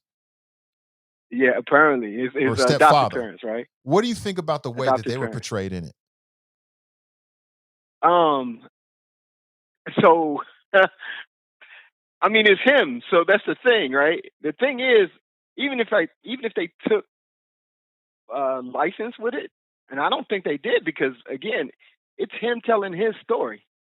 So to know, that's got to be his perspective of what his foster parents were like. I don't know. It's kind of a mixed bag, right? The biggest thing about it is there's that moment where you say, "Oh, okay, wow, his dad did have his back," but for a lot of that, you're like, "Oh, wait a minute, just really?" You just want him to keep on kind of, okay, I guess. I don't know if that'd have been me, but the thing that got me the most, I'll tell you what got me the most. It made me want to like be more, Black Power activist. Thing, man. I was boiling last night. Yeah. I was boiling. Man. So Yeah, I mean, that kind of stuff just motivates you just to get deeper with your people and, try to build Yeah. Black wealth and, not to the exclusion of anybody else, but it just makes you realize just how important that all is. Absolutely, absolutely. Especially when when we talk about privilege and what privilege looks like. So, and which brings me back to this, right? The one thing that's not privilege, across the board. Everybody that can do it can do it. No question about it. You could say anything you want about your power here in this country, right? But everybody has one vote. Everybody has one vote that can vote. You know what I mean? So even if the table is uneven everywhere else, if everything that's in that show, when you're talking about going to the bank to get a loan, or you're going to, all of this subjective stuff, right? That's out there. Even if all of that is true, that one vote is your vote. Now, depending on who you coalesce that power with, might determine what the outcome's going to be. But that's based on the number of people that agree with you. That has nothing to do with the validity of your vote, right? I finally got to do that for the first time, Nathan. I'm here to report that I got to do that for the first time. And by the way, somebody in my immediate family is going to be one of my 3 that I take to the poll. Remember, everybody take 3 people to the poll that may not have gone. It's looking like it's going to rain today. That usually causes folks not to want to come out. Make sure that, the people that are around you who are on the fence, get off the fence, get in the car. And it has nothing to do with who they vote for. That's not my bag. But, just go out and express their right. Man, Nathan, I'm excited, man, for you. I haven't had a chance to say congratulations, bro. I'm like, it's an amazing thing. Our favorite local talk show station apparently has decided to go to the AM signal only. I don't know if you noticed that. Yeah, I talked about it earlier. Yes. Yep. Yeah, that was interesting. I turned it on and was like, wait, they gone? And then I turned back to AM for the first time in forever and was like, oh, okay, now I see what's happening. So, man, this is going to be the platform, bro. I see that in your future. I'm gonna put that out there. I'm gonna put it into the ether, man, and we're gonna pray that makes it so. I know you're a man of faith. I am too. And we're gonna believe that is truth. Man, just keep rocking, bro. Proud of you, bro. I remember. I told you before. I remember when I remember a time when my brother Nate said, "Don't call me Nate. My name is Nathan." There's been a lot of growth since then. Right. You know what I mean? Yeah, man. All the best, bro. Peace and blessings to you and the family. Yeah, most definitely. That's Kev on the cell. Appreciate it. He got to vote for the first time because he just became an American citizen. He was born in London, and he's been talking about it. And again, that's just a different energy, right? He's got. I said he was new, but he corrected me. He's like, "No, I ain't new. I've been here, but he just became an African American for real, like a citizen." And it just reminds you that we take things for granted, man. Black folks in this country, we take things for granted. And there's other folks that wish that they were in our position. So I just say, just run 1,000 miles per hour and make it happen for you and your family. That's it.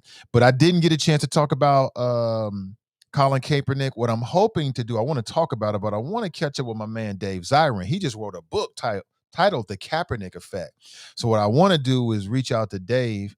I've already reached out to Dave. What I'm trying to do is get Dave on the show, hopefully sometime this week, and then we'll have the conversation with him because he's got that inside knowledge with Colin Kaepernick, and he's a super dope writer.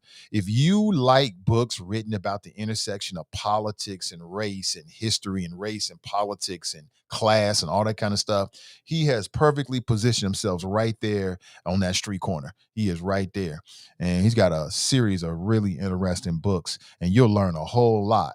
You'll learn a whole lot about your favorite sports that you never knew. If you pick up some of Dave Zirin's books. He's super dope, man. So that's what I'm waiting for. And maybe think about that Friday. I'll try to confirm with him, and maybe we can have that conversation. But I have been watching. That'll give me a chance to watch it in its entirety. But so far, what I watched, I liked. There was some of the information there I already gotten. But for a new generation, they're going to be like, wow. And perhaps Colin Kaepernick is the dude to do that. And everybody out there hating on him, talking about he don't want to play football. I don't want him to play football. I want him to do whatever he want to do. I don't really care what he plays football or not. That's over with. What he does now is what really matters. So we'll have to wait and see. But I would recommend, I'm 3 or 4 episodes in. It's worth your time. It's worth your time. And his I don't know if it's his natural mother and a stepfather or they're just foster parents. I just don't know the backstory with Colin Kaepernick at this point. Perhaps I should. I might have missed a little bit here and there, obviously, admittedly. But, the way they dealt with the racism that he dealt with is quite interesting. It's very interesting. I'll put it that way. And it's worth your time, I think, to check it out, right? Everybody love them some good Netflix, right? It could be some good Netflix for you. And again, you might have a completely different opinion, and that's okay too. I'm just giving you my opinion of it, and I'm 3 or 4 episodes in. So Tiffany writes, I binge watched it this weekend. It's a great series. His adoptive parents, yeah. It's like he dealing with all kind of racism and microaggressions and macroaggressions, and and again, it made you, are they just culturally ill-equipped to deal with it. And it's not that they're bad people. He doesn't portray them as bad people. And that's why I asked Kev about it, because I like to know what other people thought. They're not bad, but they're not like racist people. But they end up, I think, by the way they dealt with it, by doing almost as much harm. Almost. It's just very interesting. And again, I haven't got a chance to really sit with it, to really process my thoughts and deliver and develop flows on it. I will hopefully by Friday or whenever I have this conversation with Dave Zirin. So why Bunky writes, immigrant babble. You just ain't gonna never you ain't gonna let him live, are you? Can he live, please? Damn it. Glenn writes, rack brother Kev on the cell. Most deaf to everybody. Appreciate it. The docuseries is a must-see, I think so. Daryl writes, adoptive parents. Okay. Yeah, thank you for them. All the adoptive parents out there. I know some people out there that bring people into their home. They way better humans than me. And I appreciate that. I really do. So I don't know. I haven't sat down to really process my thoughts to turn into words as to how I would describe the portrayal of Colin Kaepernick's adoptive parents in that new net series. I think it's like Colin Kaepernick in black and white. But I love docuseries, and it's a good one. It's a good one. Marcia writes, I love the series, and it's a must-see. Elizabeth writes, they will explain the family backstory in later episodes. He is adopted. Okay. Daryl writes, Jason Whitless called him and Ava stupid. Really? Jason Whitlock. I support the brother. He's not really my cup of tea, so to speak. His viewpoints just be way off for a black man. Like some things come out of his mouth, and I'm like, you sound like a damn fool. But he's found a lane for himself. There are some things I like about his podcast. What's it called? Fearless, I think it is. I'm all over this stuff, man. When I'm in this business, fully immersed in all levels of media. All right. And there's some things I like about it, but I typically don't tap in too much. Elizabeth writes, culturally ill-equipped is an excellent term. I thought so too. They just are ill-equipped. They're not bad people.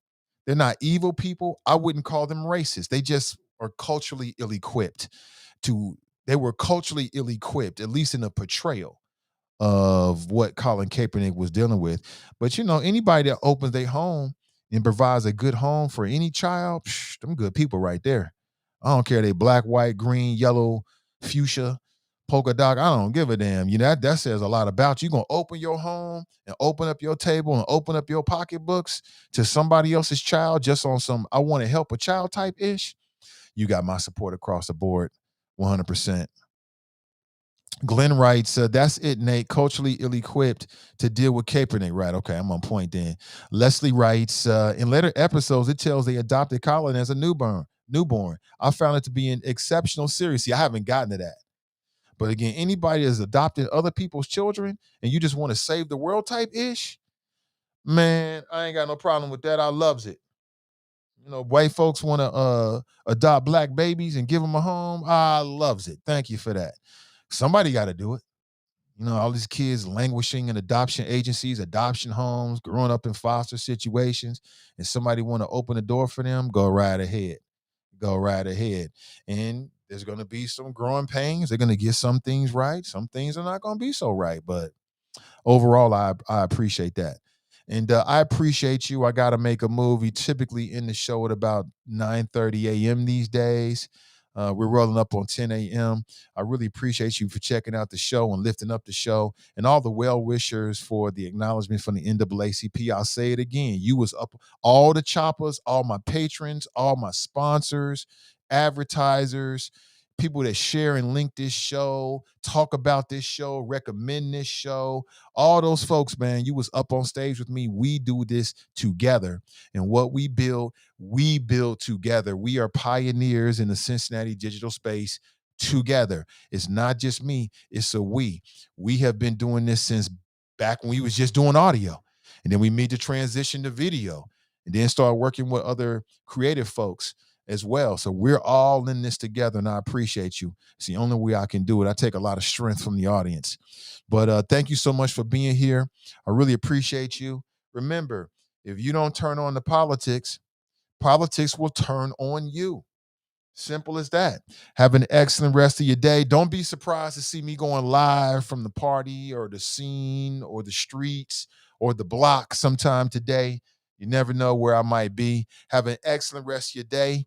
And I'll be back with you and hopefully better than ever tomorrow morning, bright and early at 7 a.m. Good morning, Choppers. I'm Scotty Johnson, candidate for Cincinnati City Council. Unfortunately, injustice remains in the city of Cincinnati. A remedy for injustice is courageous, bold leadership. I plan on bringing that type of leadership to City Hall. It's time to stop talking about it and to start doing something about it. Disparities have been in Cincinnati far too long. I'm the candidate to address those disparities. Vote Scotty Johnson for Cincinnati City Council. Paid for by friends of Scotty Johnson. Cincinnati has challenging days ahead, but we've got Councilman Steve Gooden in our corner. An expert litigator, legislator, and all-around problem solver, Gooden honed his courtroom skill as an Army JAG officer, then came home to advocate for us. We have a city that is in crisis. Our city is facing monstrous challenges in terms of its economic recovery and in terms of its financial stability. I'm running for city council because I care about the city that we're leaving behind for my 3 children. Steve Gooden worked shoulder to shoulder with labor unions to save our city from bankruptcy, rescued Cincy's biggest residential development from overzealous activists, and is introducing campaign finance and lobbying reforms to fight corruption in City Hall. We have to put our house in order in terms of ethics. We've had 3 city council members who have been arrested and charged with felonies in federal court in the last year alone. There is systemic corruption that has to be rooted out and addressed, and I have a very detailed plan to do so. Steve Gooden always stands with us and always gets results. That's why we can trust Gooden to help Cincinnati small businesses cut red tape and create thousands of union jobs in our city. For the challenges ahead and the bright future beyond, choose the leader who always advocates for us. I'm Steve Gooden, and I'm asking for your vote.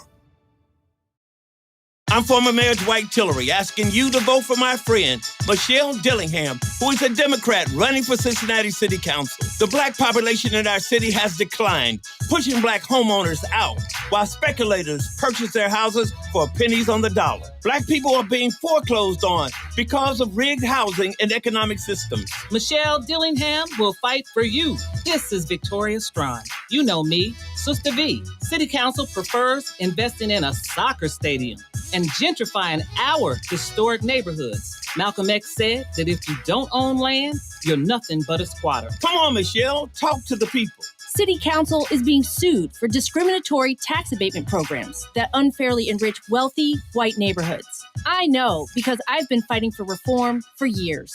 Isn't it time to elect a candidate who will stand up for the people over special interests? Vote for me, Michelle Dillingham, Democrat for Cincinnati City Council. Paid for by Dillingham for Council Committee.